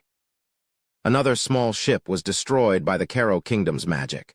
However, the ships behind them ignored this as they continued to charge forward. However, the Karo Kingdom's magic had stopped. Rayon continued to speak. It is that smell. It is the smell of dead mana. Crazy bastards. Black fluid started to shoot up into the air along with the magic bombs. Dead mana started to seep into the ground where the bombs had exploded. Cal turned his head. The northern tower. He could see an extremely sturdy shield surrounding the Empire's tower. Those damn Empire bastards. Dead mana bombs. That was created by the Empire's alchemist's bell tower. Those bombs were being used by the Indomitable Alliance. Cal recalled Clope's voice once again. The Indomitable Alliance will definitely do something. Was that something? Clope was talking about these dead mana bombs. Was the Indomitable Alliance so desperate for victory that they were willing to use this weapon that would make the world point fingers at them? He could see the enemy soldiers dying from being poisoned by dead mana. Cal started to frown. Even if they managed to destroy Castle Leona with dead mana bombs, the enemy would not be able to pass through the resulting dead mana zone either. So, what were they planning? It was at that moment. Boo-woo-woo-woo-woo, boo-woo-woo-woo-woo, there were trumpet sounds coming from the shores. The enemy soldiers got back onto the ships. 2 of the enemy ships were heading back to sea. Ha ha ha, Cal started to chuckle. The enemy ships were heading back into the sea. Cal immediately understood what was going on. They are heading for the northern shores. He finally figured out what the Indomitable Alliance was planning. The core of the Karo Kingdom's forces was gathered at Castle Leona. What would happen if they spread dead mana here and then ran away? Castle Leona would become useless. The shores would be covered by dead mana, such that they would not be able to chase after the bears that were running away. They would no longer be able to fight here. Even if those hundreds of enemy ships left, the Karo Kingdom's side would not be able to do anything as they tried to deal with the dead mana bombs here. The Indomitable Alliance would head for the northern shores during that time. It was a simple question as to whether the ships would be faster. There was no way the Karo Kingdom's side that had to deal with the dead mana bombs and then make sure that the dead mana did not spread would be able to move as fast as the Indomitable Alliance's ships. There were some troops at the northern shores as well, however. It was a small number. Furthermore, there were citizens of the Karo Kingdom as well as plentiful resources for businesses by the northern shores. "See, Commander Nim, it is dead mana. I'm sure of it." He could hear the urgent voice of the Karo Kingdom's knight. The Karo Kingdom's knight felt despair as he watched the small ships approach them. He then looked toward the shield. The southern tower's shield was sturdy. It did not seem as if the dead mana would make it through. The northern tower's shield seemed sturdy as well, but what about our kingdom? The central tower's shield was weak. The Karo Kingdom's mages were not as strong as the Roan Kingdom or the Magoru Empire's mages. "What do we do?" The knight heard something unexpected at that moment. "You sly bastards." It was Commander Cal's voice. Cal's voice reached the ears of the few shocked southern tower's soldiers. "Do not worry." The soldiers looked toward the commander. The small ships were still heading toward them. However, they could not focus on the small ships at this moment. A silver light. They all saw the silver light. Pat. A silver light started to appear in front of them. "Weak human." "Do not worry. I can also create a silver shield. We can protect everyone." The silver light enveloped the southern tower and then the central tower and the northern tower as well. Finally, it opened up its silver wings as a large shield appeared. A silver light was surrounding the shield. It was the silver shield that they had heard about. The southern tower's soldiers recalled what Vice Captain Hilsman had said before the battle. The shield will not break. At that moment, numerous loud explosions filled Castle Leona's vicinity. Bang, bang, bang. The small ships exploded and the black liquid, the dead mana, started to fly toward the silver shield as if it was hail. Chapter 217. Reversal 3. People could see a black wave rushing toward them through the loud explosions. Karo Kingdom's crown, Prince Valentino felt fear as he looked at that black liquid. A land covered by dead mana. Nothing would be able to grow on such a land. Any soldier who even touches dead mana would die. However, the word that came out of his mouth was something else. Shield. Boom, boom, tens of the small ships crashed into the shield. Boom, the ground was rumbling. It then caused the castle walls to shake as well. However, there was an existence that was not shaking. Valentino started to speak. "It looks like we can deactivate our shield." It felt as if another mountain had appeared in front of Castle Leona. However, that was a shield and not a mountain. It was a silver shield with the crest of a heart. That large shield was defending the front of Castle Leona from everything. The silver light was so thick that it looked as if multiple layers of shields were overlapping each other. Of course, Rayon's voice was going off in Cal's mind at that moment. "Human, I think I really am a bit great and mighty. It is a 4-layer silver shield. The dead mana will not be able to touch us at all. We will save everyone." Cal listened to the 6-year-old dragon's excited voice as he made just a faint shield underneath Rayon's sturdy silver shield. His shield was not very strong as he had to create an extremely large shield this time. The shield had gotten stronger than before, however. It was not strong enough to defend the entire castle. Dragons really are the best. Rayon's 4-layer silver shield allowed Cal's shield to shine brighter than ever. The Indomitable Alliance and the Empire's bastards had created 3 times the strength of the shield they had seen in the Henatus territory's battle. Unlike the Dragon Slayer's Sword of Disasters, which struck Cal's shield at a single point, this plan was to have multiple bombs explode in numerous locations at once. They expected that this would be too strong for Cal to handle. They thought it would be able to create a gap or at least buy them some time. Funny bastards. However, Cal had a young dragon whose strength would not be matched by anything other than a dragon slayer. He had a satisfied smile on his face. Crown Prince Valentino, who had no idea about this, felt both relief and fear. Heroes are people who change history. They would be people who change the course of the continent through their victories. Only those people received the title of heroes. Commander Cal had told Valentino that he had brought heroes with him. In that case, who was the person that was leading these heroes? Your Highness! He came back to his senses after hearing someone calling for him. He then gave the general an order. Immediately go find the priests. Make sure you get every single one of the light affinity priests. The enemy was running away after flooding the land with dead mana. They needed to create a small path through the dead mana to chase after them. In order to do that, they needed the strength of the light affinity churches, especially the Church of the Sun God. They had shown this path of the sun in the past when they got rid of the necromancers. They needed this path made of divine power. The Crown Prince had noticed as well.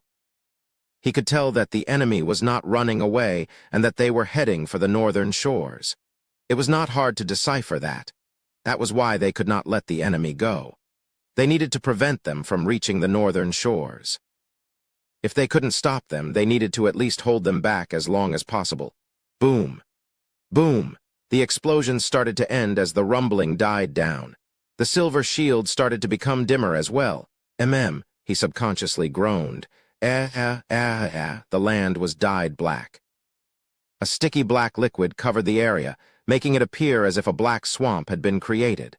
Above that swamp were pieces of the destroyed ships as well as the enemy soldiers that were dying from the explosion and dead mana.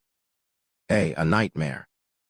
Crown Prince Valentino turned his gaze back toward the ledge of the castle wall. He could see the young soldier that was shaking while saying this was a nightmare.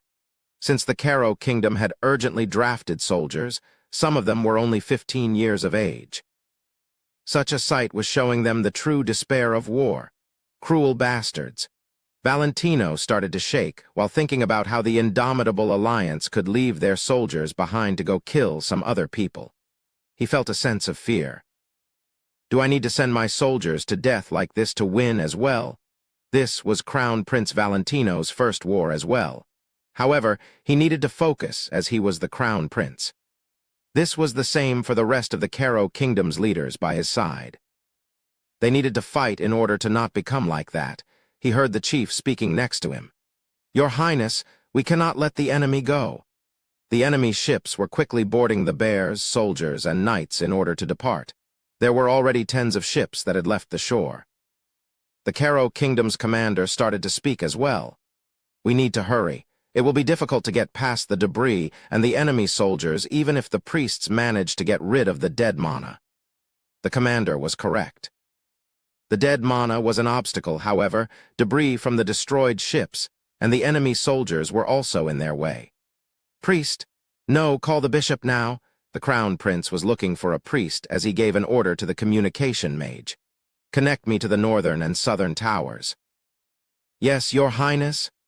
At that moment, the Crown Prince could hear many people walking up the stone stairs. Tap, tap. He confirmed who they were before his expression turned brighter. It was the priests. The priests of light affinity that were assigned to Castle Leona were coming up with the bishop of the Church of the Sun God in the lead.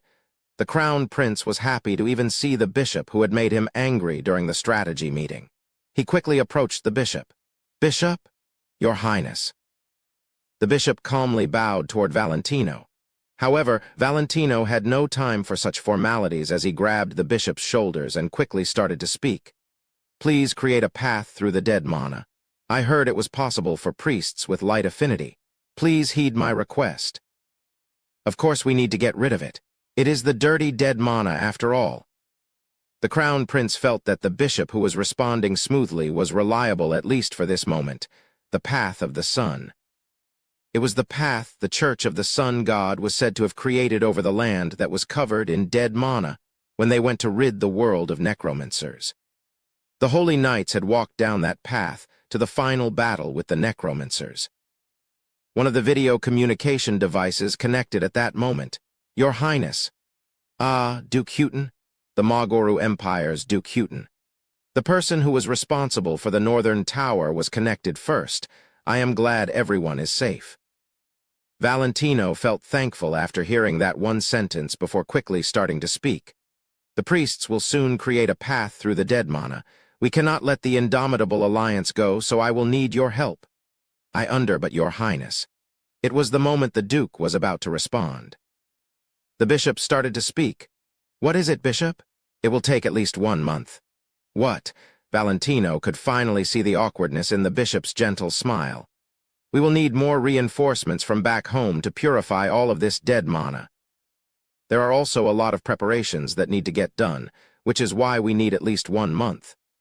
You are saying there is no way to make a path to chase after the enemies right now? That is indeed the case. Valentino started to frown as he responded back. What about the path of the sun? We need a saint in order to do that. A saint. That answer put Valentino at a loss for words. He stared at the bishop, who was avoiding his gaze, as well as the other priests who had their heads down, before he finally managed to speak again. Is it not possible to create at least a small path with divine power of light affinity? Can't you burn dead mana with divine power? Valentino sounded desperate. We just need a small path. Just the tiniest of paths. Just enough for our knights to go through in a single file line. We can only move a small number of knights with flight magic. Is it not possible? You see. The bishop hesitated for a moment. That made Valentino wonder what was going on. It was at that moment he heard Duke Huton's voice through the video communication device. Priests with light affinity are said to feel as if their entire body is on fire in order to use divine powers to purify dead mana. Purify. The gods did not let people use their powers for free. There was always a price to pay. Crown Prince Valentino finally understood why the priests were acting this way. Duke Huton continued to speak. The priests were said to have endured the pain in the past to destroy the necromancers. They did it for justice. Although none of them were injured or died because of it, however, the sequelae from it made a lot of priests suffer in pain until they died. The priests in the back started to frown every time Duke Huton spoke. Valentino and the others looked toward the priests. That was why none of them noticed the sneer on Duke Huton's face. Nobody got hurt because Cal Henetus's shield was stronger than we expected. But it is successful since we are able to prevent them from moving. Even the Rhone Kingdom's necromancer can't take care of this alone. There were too many enemies for the Rhone Kingdom's magic attack, or a few knights being moved with flight magic could handle. Duke Huton quickly fixed his expression, before once again looking as if he was seriously worried about the Caro Kingdom. The bishop looked toward Crown Prince Valentino and started to speak. It is difficult to take care of it immediately, as there is a way to slowly and safely purify it. I ask for your understanding, your highness. But the enemy will kill the citizens and merchants up north if we let them go. And if those ships also have dead mana bombs on them. Boo-woo-woo-woo-woo, boo-woo-woo-woo-woo. Crown Prince Valentino could hear the enemy's trumpets in the distance. The northern lands may be covered in dead mana as well. That would be extremely disastrous. Honestly speaking, Valentino was hoping that the priests would sacrifice themselves just a bit. Duke Huton had said that they would not die. His selfish desire was for them to sacrifice just a bit. Is even a tiny path difficult? Since there are so many of you, can't you share the pain? However, the bishop pretended not to hear him. He did not want to experience any type of pain. Why would he sacrifice himself when he wouldn't be affected by the enemy going north? We can also slowly purify the land if the northern shores become infected as well. Shouldn't we first prepare for the battle up north as quickly as possible? The bishop continued to speak. And even if you decide to give up on Castle Leona and head out, we will need some soldiers to complete the purification project. We also need some knights to protect the priests during the purification. The bishop was speaking as if Castle Leona was no longer able to be used for battle. Valentino's expression visibly became stiffer. Is that what you want to say right now? I have no choice. The priests with light affinity are the only ones who can complete the purification. Shouldn't you protect us since we are such precious existences? The bishop's gentle smile became etched in Valentino's eyes. The bishop was wrong. There were too many errors in what the bishop was saying. Although technically everything he said was correct, the crown prince felt as if he was wrong. However, he could not lash out or punish them right now. There was no way to get rid of the dead mana without them. Boo-woo-woo-woo-woo, boo-woo-woo-woo-woo. He could also continue to hear the enemy's trumpet. The laughter of the bear from earlier rang inside his head again like a hallucination. Escape? No, the enemy was moving to destroy somewhere else. Could he do nothing but watch them leave? Crown Prince Valentino and the leaders of the Caro kingdom started to frown. They were also starting to get angry. It was at that moment. Huh? Some of the soldiers by the central tower started to gasp. Tap. They could see someone stepping on the ledge to land on the castle wall. Crown Prince Valentino's expression changed. Some harsh words reached his ears at that moment. Just full of bullshit again. Commander Cal Henitus. He was the one who had just landed on the wall. Commander, Valentino called out to Cal with a shocked expression. Cal approached Valentino and started to speak. He had his usual calm and confident expression on his face. I flew over right away with flight magic. I felt as if I should say it in person. Say what? What did he come here to say? Valentino suddenly felt an odd sense of anticipation. He couldn't explain it, but he felt as if this person whom he had not known for more than a few days would be able to take care of his problems. He heard the bishop's voice at that moment.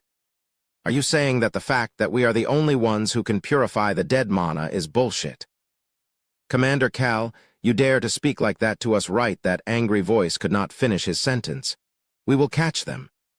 There was certainty in Cal's voice. Valentino followed Cal and looked outside the central tower.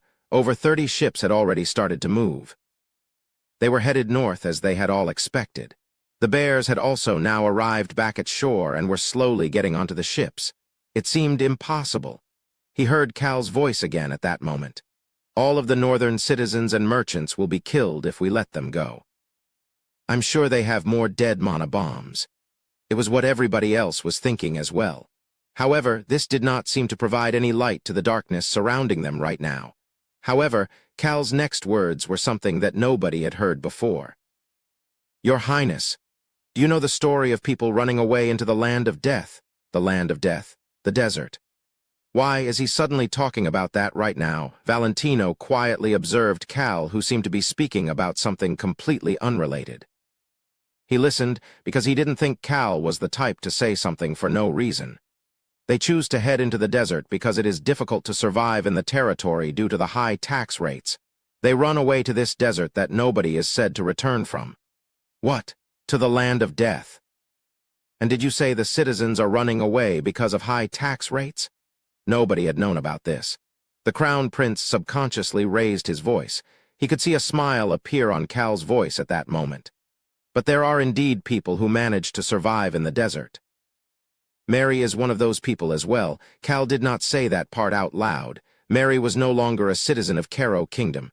Your Highness, people who do not know about giving up are able to step on the darkness to stand back up. Commander, we will catch them, not know about giving up. Those words were etched deep in the Crown Prince's heart. At the same time, he could feel how Cal managed to be victorious in the Northeast region's battles. A commander who does not know about giving up. His voice echoed through the top of the central tower. We will definitely catch them. Ooh-wong. The ground started to shake at that moment. Is it the aftershock from the explosion? It was the moment Valentino thought that was the case. Huh! The silver shield disappeared. The Crown Prince and the Caro Kingdom's leaders could clearly see the shores with the setting sun now. That, Crown Prince Valentino's eyes opened wide. There were still the ships at shore and the bears heading to the ships. Boo-woo-woo-woo-woo, boo-woo-woo-woo-woo. There were also the sounds of the trumpets. However, a different noise was present as well. Swish, swish arrows. Tens of arrows made from wind were heading toward the bears and the ships. They landed on their targets. Boom, boom. The sand by the shores shot up to the sky. What kind of attack is this? Anxious voices and screams filled the shore. However, Valentino's gaze was focused on somewhere else. Commander Cal Henitus. It was the location that Cal was staring at. Cal was staring at the land of death. They are. he saw something on the desert with the setting sun. He could see hordes of black moving across the red desert. Even from the distance, he could tell that their skin was as dark as black pearls. Valentino couldn't help but think of a race. He had not seen them before, but there was only one such race in the Western continent. Dark Elf. Cal was still looking at the land of death and the desert that was as red as blood. Dead mana is not an obstacle. The Dark Elves were crossing through the desert. In front of them was the Dark Elf Tasha, who was moving while being surrounded by wind. Many of the Dark Elves had arrows made by wind elementals above their heads. Cal turned his head to look at the Caro Kingdom's people, as well as Duke Houghton, who was still visible through the video communication device. The Roan Kingdom's forces are finally all here. Cal felt the rumbling ground and became certain. The enemy will not manage to escape. Chapter 218. Reversal 4. Squish, squish. The black liquid. She was stepping through the dead mana as if it was nothing. Nothing could stop her from walking forward. She arrived right underneath the castle wall that was full of debris from the destroyed ships. She stood on the black ground as she reported out. Commander Nim, everyone has safely arrived. Valentino subconscious gulped. Dark Elves. They were even rarer than elves, and had been shunned by the Western continent until now. Actually, it was worse than that, as they were despised. Dark Elves were known for living around places with buried bodies. Even though they had not harmed anybody, the fact that they lived around these dark places made people wary of them. Are they part of the Roan Kingdom? No, Commander Cal's group.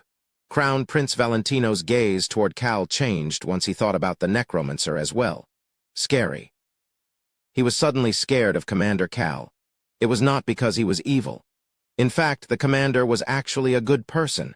However, the power of goodness without prejudice was scary to the Crown Prince. Of course, Valentino had no idea that these were the Dark Elves that had lived underneath the land of death. He was just amazed at Cal and the Roan Kingdom's reach. He was also shocked at their decisiveness to bring out existences that were loathed one after another during this war. Your Highness. Commander, he looked toward Cal. Can we start our attack? The word attack and not defense came out of Cal's mouth. Crown Prince Valentino slowly started to smile. Why are you asking me? Didn't I already tell you earlier? Valentino recalled what he had told Cal before the battle. I leave it to you. I will not let you down. He was trustworthy. At the same time, Valentino felt thankful to the Roan Kingdom's Crown Prince, Alberu. The Roan Kingdom had sent the best they had to offer to help them. He could hear the order Cal gave to the Dark Elves. Don't let the enemies escape. Make sure to get them. The Dark Elves did not respond. They started to move in order to show their competence with their actions. The Dark Elves, who numbered as many as a large knight's brigade, started to move. Fire, water, earth, and wind. Elementals of all different elements started to help the Dark Elves out. Fire arrows were shot toward the shores, while water bombs flew toward the heads of the bears. The ground also started to shake and grab onto the ankles of the soldiers heading toward the ships. The close to 100 Dark Elves started to run wild outside of Castle Leona. The one to stand out the most was Tasha, who was leading the group. She raised her voice. Don't let even one of them escape. The wind that was stronger than any other Dark Elf's wind was roaring next to her. Numerous wind arrows that were close to 2 meters long shot up into the air and flew toward the central shores and the ships. Bang! One of the large ship's deck was broken. They could hear screams coming from the ship. The bears stared at the broken deck and the Dark Elves without being able to hide their shock. What the? Dark Elves? They still exist on the Western continent. Why are they suddenly coming out? Did the humans team up with the Dark Elves? Many of the bears and soldiers were shouting in confusion. They were all shocked by the entrance of an unexpected race. A loud voice shouted out at that moment. All of you, shut up! Grrrrrrrrr. An animal's growl followed the shout. The Indomitable Alliance soldiers finally came back to their senses and turned toward the voice. The polar bear beast person. The polar bear that was close to 3 meters tall stepped forward and shouted once again. We will proceed as planned. Mages, activate the shields in order to defend against the Dark Elves' attacks. "Bear warriors, come forward." The stern voice calmed the chaos. They could see the polar bear starting to smile. "We will kill them the moment the dark elves exit the dead mana zone." Chaos could be settled with madness like this. The polar bear feigned madness as he continued to shout. "Rip them to shreds. This is going to be my first time killing a dark elf. It sounds fun. Ka-ha-ha-ha-ha." The other bears started to laugh as well, dark elves. Although the dark elves were known to be strong, bears in their berserk state were strong as well. Bears that numbered almost twice that of the dark elves that were standing by the ships. They were not afraid. In fact, the dark elves should be afraid of them. The polar bear shouted once more. "Don't you dare take another step if you want to live, you dark elves. Our claws will rip you to shreds the moment you step out of the dead mana zone." The dark elves that were running out of the dead mana zone and toward the shores flinched at that moment. The bears' smiles became wider as the soldiers quickly started boarding the ships again. They were almost done, and the hundreds of ships were ready to depart. The dark elves remained still as they slowly turned their heads toward Castle Leona. Their leader, Tasha, was standing there. She mumbled to herself with a shocked expression. "Are they idiots? Weren't the bears supposed to be shrewd? Would a shrewd person say something like that? Is he just an idiot?" Tasha tilted her head to the side in confusion before giving the next command. The wind fluttered around her and amplified her voice so that everyone could hear her voice. "Drench yourselves." The bears flinched at that moment. Boom, boom, boom. The dark elves who had stopped suddenly stomped on the ground. Tasha's wind brushed by them and made the dead mana shoot up from the ground. The dark elves' bodies were covered in dead mana, however. The dark elves' eyes that were visible through the black liquid were brighter than ever. They could feel power flowing through their bodies. Tasha started to smile. They were currently on land that was covered in the precious and rare dead mana. What a great battlefield. There was no better place for the dark elves to run wild. She looked down at the other dark elves who were drenched in dead mana. She then started to smile toward the enemy who did not know the true scariness of the dark elves. There was a reason that they were rejected from the world but still managed to survive. They had the power to survive in environments that no other races could. She started to speak. Attack. The dark elves that were covered in dead mana and surrounded by elementals obeyed her command. They started to run toward the shores.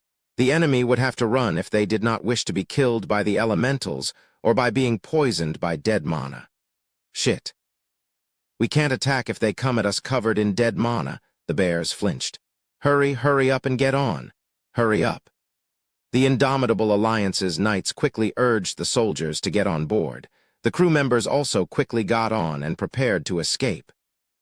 The dark elves coming at them covered in dead mana looked like devils to the soldiers.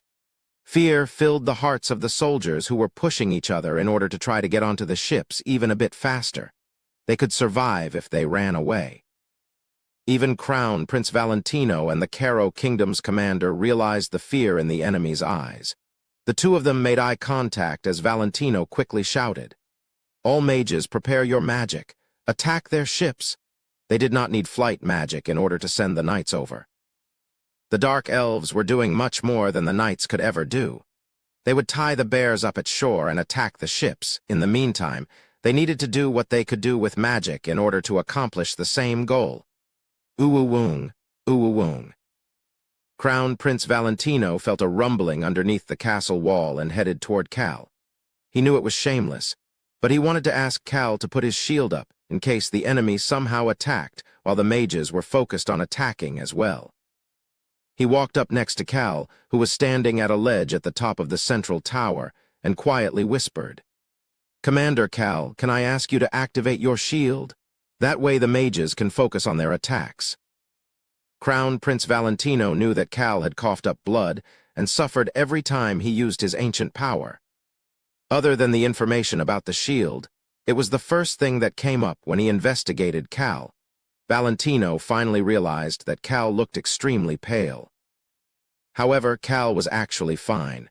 His skin just happened to be very white, so he was not actually pale. He was just a bit hungry. "Human, are you hungry?" Should I secretly hand you an apple pie? Cal deferred Rayon's question for a moment and looked toward Valentino. His calm gaze made Valentino feel apologetic and thankful at the same time. He was thankful to the Roan kingdom's people who were willing to sacrifice themselves even when his own kingdom's priests were not willing to do so. It was at that moment. I don't think I can create a shield. What? It may be too taxing. Ah, Valentino let out a sigh. I guess he's overworked himself already. Yes, the commander cannot faint while using ancient power. Commander Cal needed to persist. The soldiers had not forgotten about the silver shield just yet, and thanks to that, they were able to overcome their fear of the dead mana. Valentino apologized to Cal. I'm sorry, I'm asking you for too much. Because I need to destroy things. What did you say? Valentino could see the smile on Cal's face. That smile made his heart start to beat faster again. The Dark Elves weren't the end, there's more. Commander Cal, what do you plan to do? Cal responded back in a confident voice. Catch them as I promised. He was going to capture the ships. But how? It was the moment Valentino was about to ask that question. Crackle, crackle. The noise came from the other video communication device that had yet to be connected. The call to the southern tower had finally connected. He could see a person's face through the screen. No, what he could see was the black robe covering the person's face. Cal opened his mouth to speak. Mary? Yes, sir. Go ahead and start. I understand. Valentino looked toward Cal. Cal smiled at Valentino and started to explain. The strongest existence, when surrounded with dead mana, is a necromancer. Valentino suddenly felt chills run down his back. The enemy had used dead mana in order to destroy the Kero Kingdom's defense. However, the situation had reversed. Ooh-woo-woong, Valentino looked down at his feet. The rumbling had been going on for a while now. He had thought that it was the aftershock of the magic bombs. But was that really the case? Perhaps. He quickly turned toward Cal. It was at that moment. Gasp. The Kero Kingdom's soldiers and knights who were looking down at the bottom of the southern tower started to gasp. Crackle, crackle. The ground that was covered in black liquid started to wiggle. The young soldier who was on the southern tower could see the necromancer who was covered by the black robe. Black light was coming out from her sleeves. The ground was roaring while following that light. The thing that the Roan Kingdom's people had planted, had that been for the necromancer? The soldier gasped before looking down at the black swamp underneath the castle wall. Finally, something white started to crawl up from the swamp. Yes, crawled up was the correct phrasing. The ground split open. Well, the ground and the bags that were covering these white things opened up as they came up to the top of the dead mana. It was bones. Pure white bones. Hundreds, no, thousands of bones started to crawl up from the ground. Even the bones that were underneath, the debris broke through the pile in order to surface. How? Valentino grabbed the ledge and looked down at the bottom of the southern tower. Creak, creak. The thousands of bones that had crawled up were starting to gather together as if they were being controlled by a black spider web. Mary had worked on these bones while watching over Clope in the underground prison. The bones were starting to become whole again. The white bones followed the black threads in order to gather into different forms. The first to be created was a large foot and claw. Then was the body and the head. The last was the wings. Yes, wings, large wings. Two undead monsters with large wings were created once the bones finished gathering together. Valentino turned his head back toward Cal. These monsters were the ones that had attacked the Hennetus territory. Wyverns? He could see Cal responding to his answer with a smile. Swoosh, he then heard the sound of something cutting through the wind. Valentino raised his head. The two large wyverns were shooting up into the sky. These wyverns had exploded because of the dragon slayer. However, not all of them had turned to dust. Their sturdy bones had remained. Cal had gathered up all of those wyvern bones. Why would I waste them? He then handed them all over to Mary. The result of that was currently visible in front of his eyes. Commander Cal. He saw that Valentino was at a loss for words and opened his mouth to speak. However, Mary spoke through the video communication device before he could do so. I am strengthening them now, strengthening. Cal's expression changed. He had not heard about this before either. What does she mean by strengthening? However, Cal could not help but laugh after seeing what was going on. Ha ha ha, boom boom. The two wyverns stomped down onto the black swamp. The white bones contrasted very well with the black swamp. However, that contrast quickly disappeared. Our Mary really is amazing, right? Absolutely amazing. The black liquid was starting to disappear from the ground. The two wyverns were absorbing the dead mana. This led to their color starting to change. They now resembled the black bone dragon that had protected the Hennetus territory. They now looked like two smaller versions of that black bone dragon. Valentino, who was watching this with a blank expression, could hear Cal's voice. I guess we don't need purification. The necromancer was absorbing all of it. Mary had found an opportunity to get even stronger.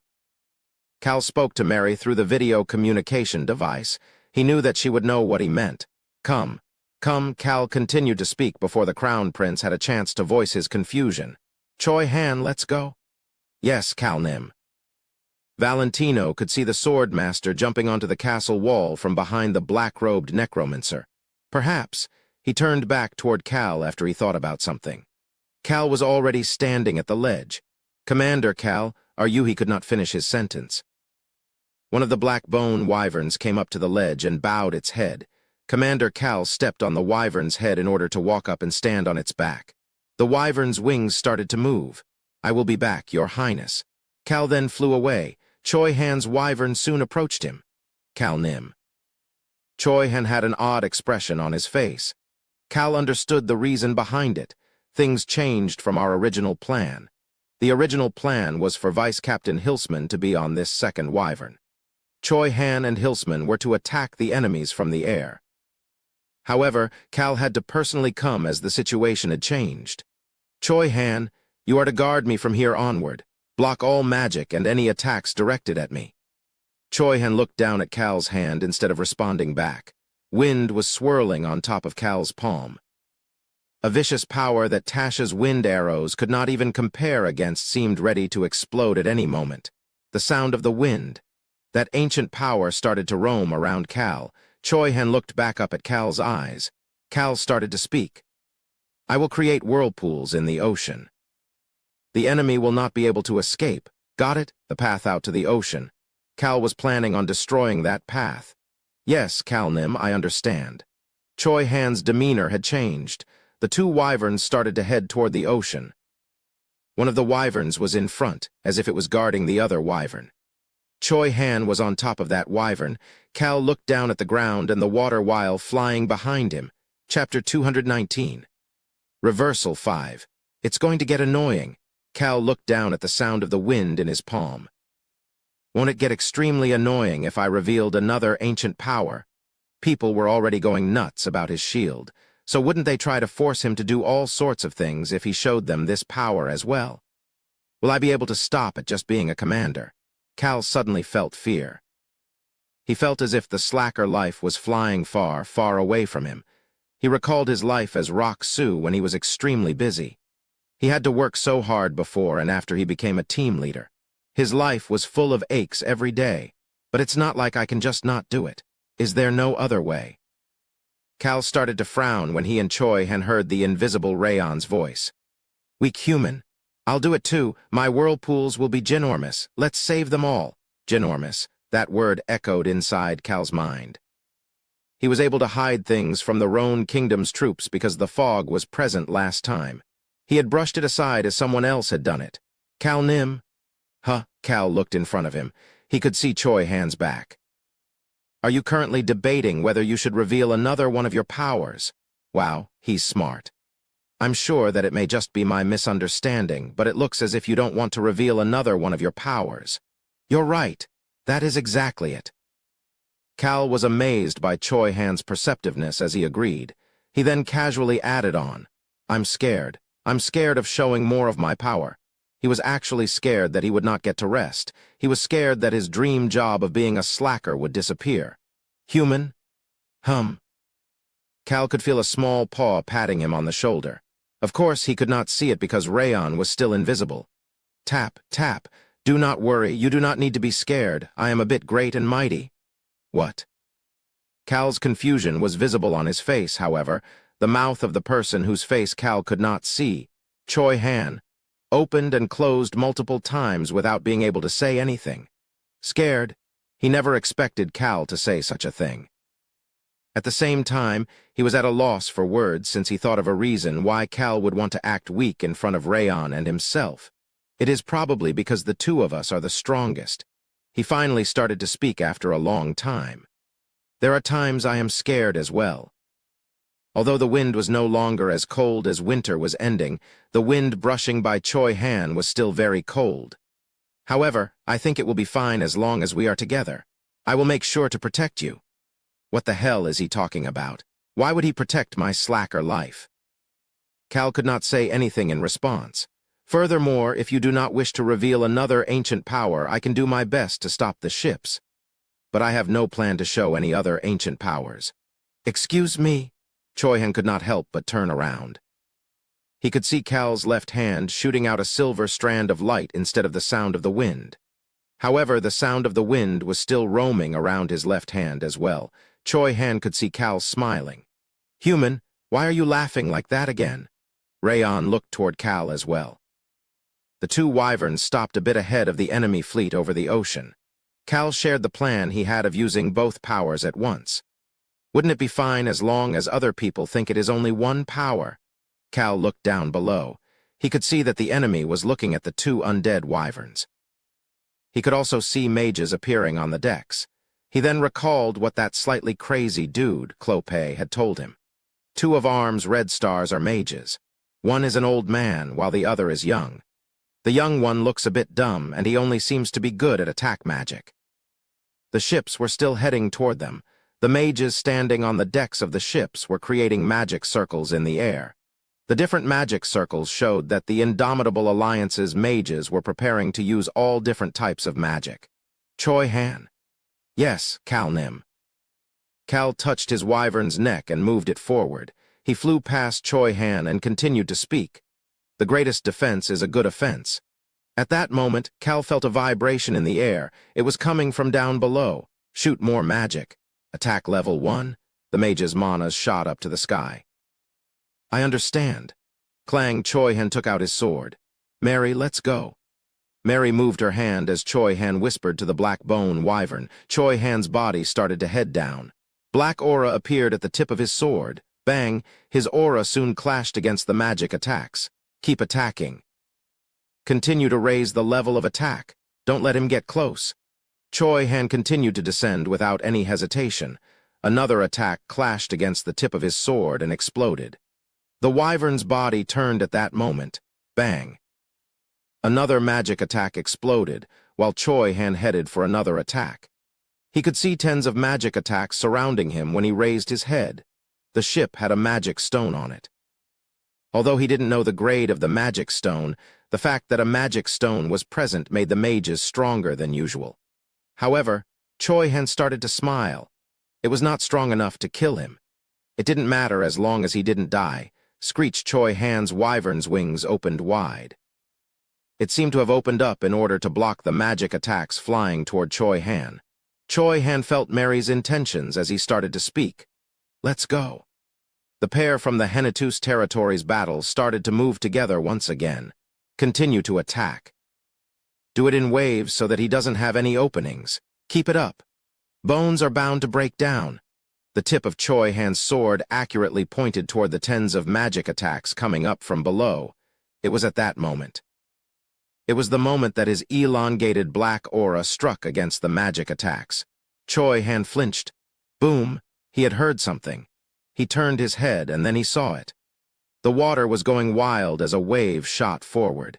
He could see something cutting through the water behind it. It was a large silver wall. Ha ha ha, Choi Han started to laugh, as expected. Yes, this is the type of person he is. A large obstacle appeared in front of the ships that were heading for the northern shores. This large shield had defended Castle Leona before. Now it was placed in the middle of the ocean. Grab the wheel, turn the key, dodge the waves. Rough waves were created as the shield cut through the water. The soldiers grabbed onto whatever they could as their ships started to shake. They did not want to fall overboard. Why did the shield suddenly appear? You could even use a shield like this. Shouts of confusion could be heard on every ship. Son of a, change directions, dodge the shield, turn the mast. Shit, it's going to take even longer. This large shield was in their way. The enemy fleet quickly started to change directions in order to avoid the shield that had defended Castle Leona earlier. Choi Han, that shield will not break. That is because this slightly great and mighty Rayon Meru's shield is in front of it. The 6-year-old dragon's voice echoed in Choi Han's mind. Ha. Choi Han could only continue to laugh. He then looked down below. The ships that were changing directions had to deal with something else as well. What is going on? What the hell? The ocean was roaring. Choi Han was certain that Cal and Rayon's whirlpools that were underneath the water were causing this situation. The whirlpools were preventing the ships from moving. The enemy was caught with the shield in front of them and the whirlpools underneath them. Why should he be afraid when he had friends like these? Let's go, Screech. Screech the wyvern headed down once again. It looked ready to slam into one of the large ships without any hesitation. However, it did not manage to do so. Shields, activate the shields. The black aura was pointed to the deck before the wyvern could hit it. It was the ship with the largest magic circle. They were currently right above it. Choi Han. That slightly crazy bastard said that ARM has a magic brigade as well. The north is the land of knights. That is why the place with the most mages is probably ARM. Choi Han had found his prey. He also said one of the remaining 2 red stars is a mage. Be careful because he might be there. But Clope says that he is weaker than the dragon slayer. We can't trust everything a crazy person tells us. That was the truth. They could not trust him. They could not trust someone who was once their enemy. However, Choi Han trusted Mary and himself. That was why the black aura shot out to the ship with the most mages without any hesitation. Dodge, activate the shields, all soldiers return inside. Change the magic circles to defensive ones. It was chaotic on the deck. It was at that moment. Plop, Choi Han could see a mage raising his head. The mage's hood came off and he could see the mage's face. He looked a bit dumb. However, his intuition was telling him something else. It was the moment that the mage's extremely skinny finger twitched. It's him, one of ARM's red stars. He was certain of it. Choi Han's aura changed directions. It headed toward the skinny mage. It was at that moment. Mary, the wyvern stopped. There was also someone pulling him by the neck. Choi Han was dragged up by the neck without having any idea about what was going on. The wyvern Choi Han had been riding on ran away toward a different direction. Clope, that bastard is just crazy, totally useless. Excuse me. Choi Han turned his head. He could see Cal, who had dragged him up with shaking hands. He then saw behind Cal. Cal Nim? I know, damn it. Cal's wyvern opened up its large wings and started to move. It was headed toward the shield. It was the moment that Cal and Choi Han left where Choi Han had just been.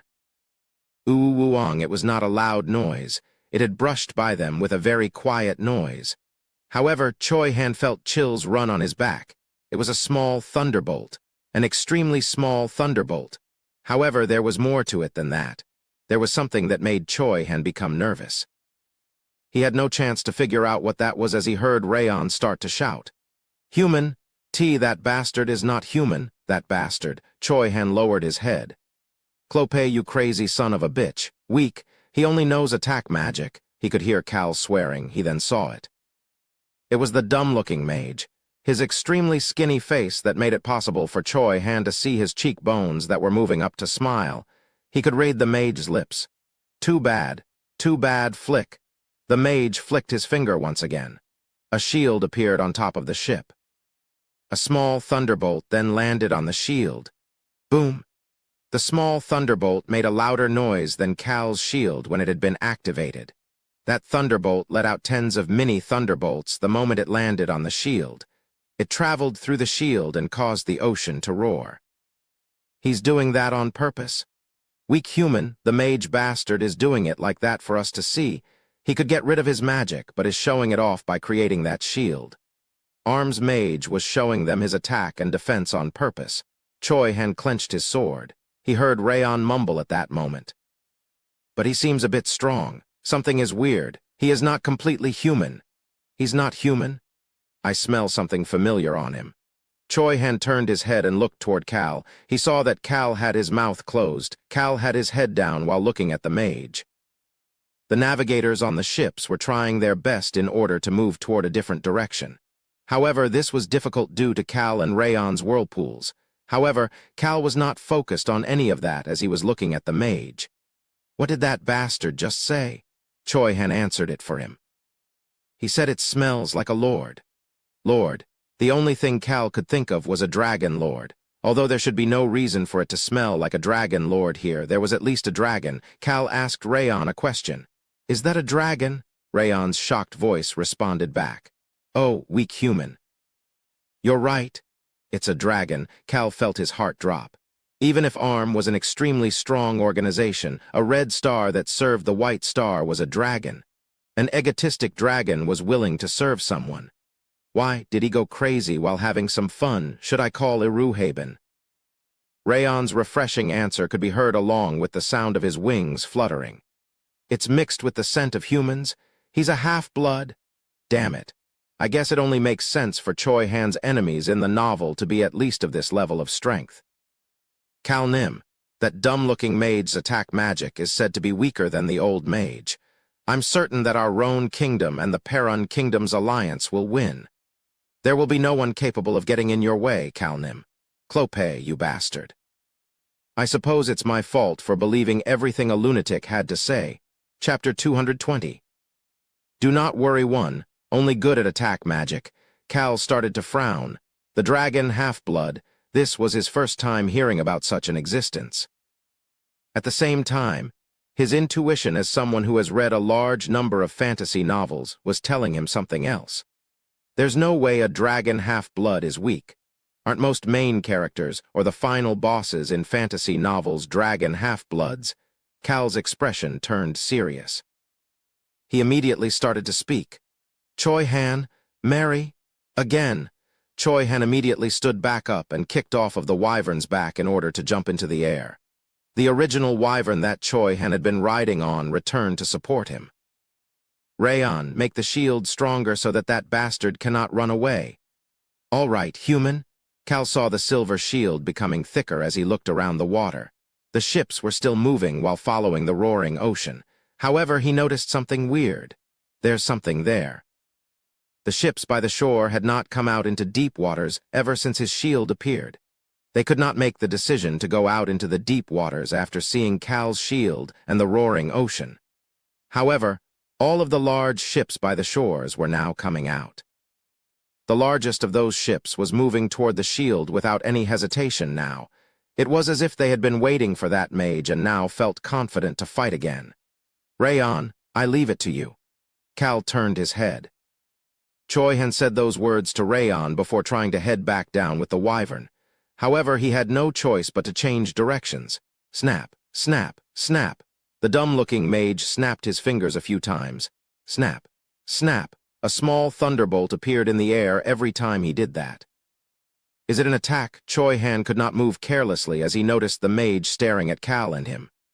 Rayon was there, but he was still worried. He cautiously observed the tiny thunderbolts. Huh! His eyes then opened wide. The small thunderbolts started to shoot down. Bang, bang. They landed in the water between the ships. They nimbly dodged the large ships and made loud noises as they entered the water. They were causing waves that were much larger when the shield had appeared. Why is he shooting the thunderbolts into the water? Choi-Han could not hide his confusion. Why was he making it difficult for his allies instead of just attacking? However, he could hear Rayon's angry voice coming from above him. How dare he? His voice soon sounded concerned. Human, human. Cal-Nim Choi-Han lifted his head up in order to look toward Cal. Ugh. Cal was holding back a groan. He was covering his mouth with his hands, but there was black blood flowing out of it. Although he could not see the invisible Rayon, he could still hear his angry voice. He broke my whirlpool and our human's whirlpool with the thunderbolts. The thunderbolts were like spears as they pierced and destroyed the whirlpools one by one. Choi-Han could see Cal continuing to cough up black blood. That black blood gave him the chills. Choi Han made eye contact with Cal at that moment. Cal's gaze was strong and confident. It was giving him an order, follow my command. That seemed to be what it was saying. The wyvern started to fly down even without being told to do so. Choi Han could see an area that was still being struck by the tiny thunderbolts. He slowly headed down toward it. Choi Han started to speak. "Let's hurry over." The wyvern seemed to have been waiting for him to say that. As it shot toward the mage like an arrow, Choi Han did not pay attention to the small thunderbolts raining down around him. The wyvern and Mary would dodge them for him. In return, he raised his aura to the maximum strength he could currently muster. Light slowly disappeared as the sword became almost completely black. Choi Han made eye contact with the enemy with that sword in his hand. I was bored from just watching. How wonderful. I didn't expect such entertaining people to be here. Choi Han kicked off the wyvern's head the moment he heard the mage's voice. Boom! He slammed down onto the deck the mage was standing on. The wyvern urgently changed directions. It then opened up its bony mouth and revealed its sharp fangs. Crack, it ripped off the sail of the ship next to them. Boom! The black bone wyvern then stomped on the ship. Choi Han shot forward with his black aura at the same time. What an interesting human. The mage opened up his arms as if he was welcoming Choi Han. He then flicked his finger. Click. A clicking sound could be heard. Choi Han lifted his arms high up in the air before striking down with his sword. Bang! The black aura crashed against the small mana orb. However, neither of them exploded. Ugh! Choi Han raised his black aura even more as he pushed back against the mana orb. However, the mana orb was not pushed back at all as it faced off against Choi Han's aura. The mage started to speak at that moment. "It's been a long time since I've seen a human with a darkness attribute, but I didn't know that your plate was so big. The report from Siram, that child, was wrong." Siram? That was the name of the fake dragon slayer. The young mage sounded as if he was disappointed in Siram. Dragon half-blood. Rayon's words echoed in Choi Han's ears. He also felt something weird at that moment. This person is strong, but not that strong. So why is my aura unable to move forward? It was the moment that Choi Han's confusion showed on his face. Imperfect darkness cannot defeat perfect light. Arms mage spoke as if he was having fun. Choi Han could see the mage's white gold-colored hair. He could also see the same white gold pupils. It was a color that reminded him of the color of thunderbolts. Perhaps, Choi Han recalled how dragons all had different colors. Every living dragon had their unique color. That color was said to represent the dragon's innate attributes. However, a red dragon didn't necessarily mean that it was a fire dragon, and a blue dragon didn't necessarily mean that it was a water dragon. The only certain thing was that dragons that live much longer than humans could even use that innate color to present themselves. But something was weird. Isn't Iruheban Nim the white gold color? Choi Han could see the mage who was looking at him as if he was looking at a cute toy. Your darkness is not perfect yet. Do you know that? My light is perfect.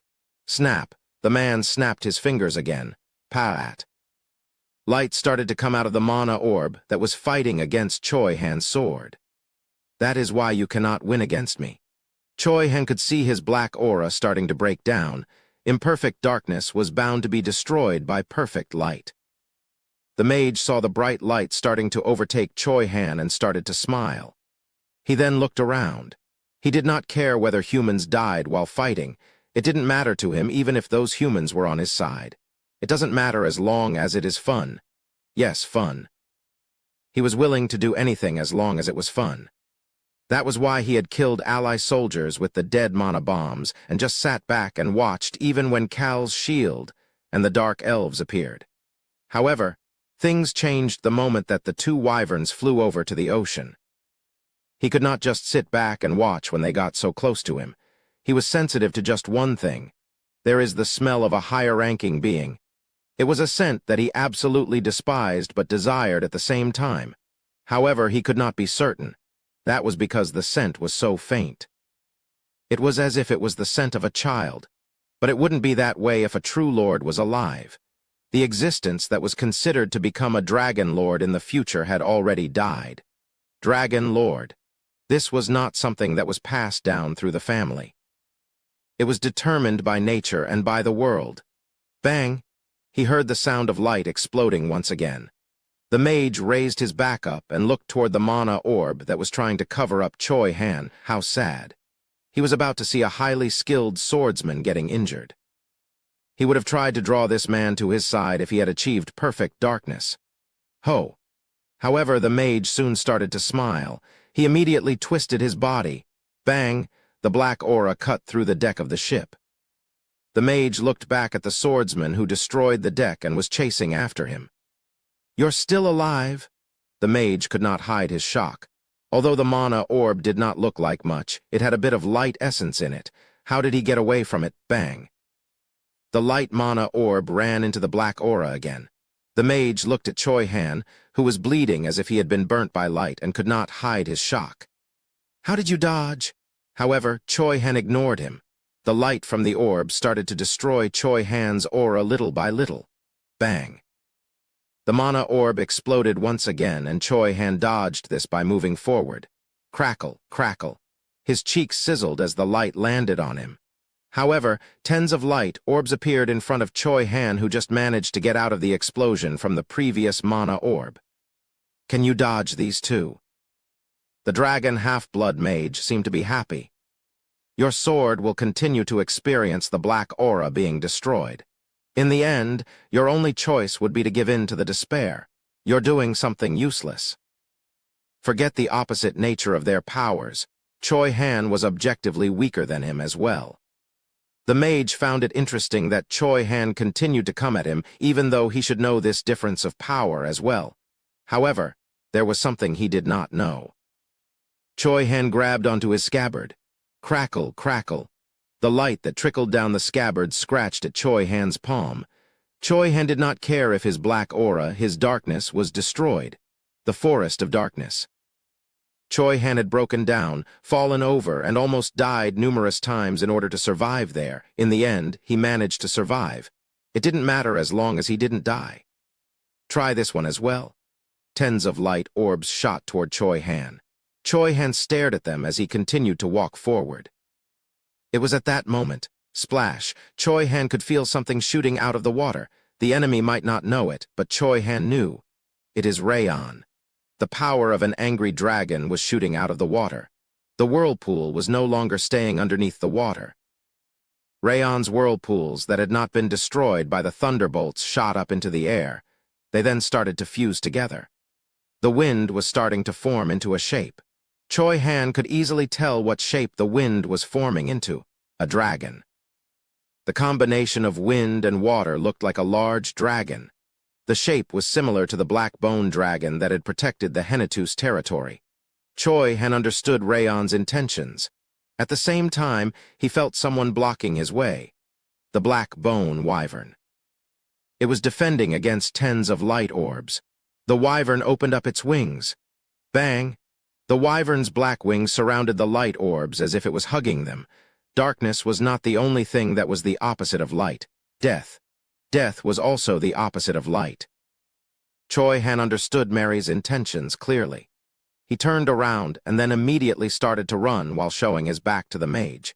Choi Han used the ship's ledge as a stepping stone in order to shoot up into the air and step onto the being that was lowering its head to him. The dragon made of wind and water. Choi Han was now standing on top of that dragon. There was mana that was serving as his footholds. "Choi Han, our human, told me." He could hear Rayon's voice in his head. "He told me to help you."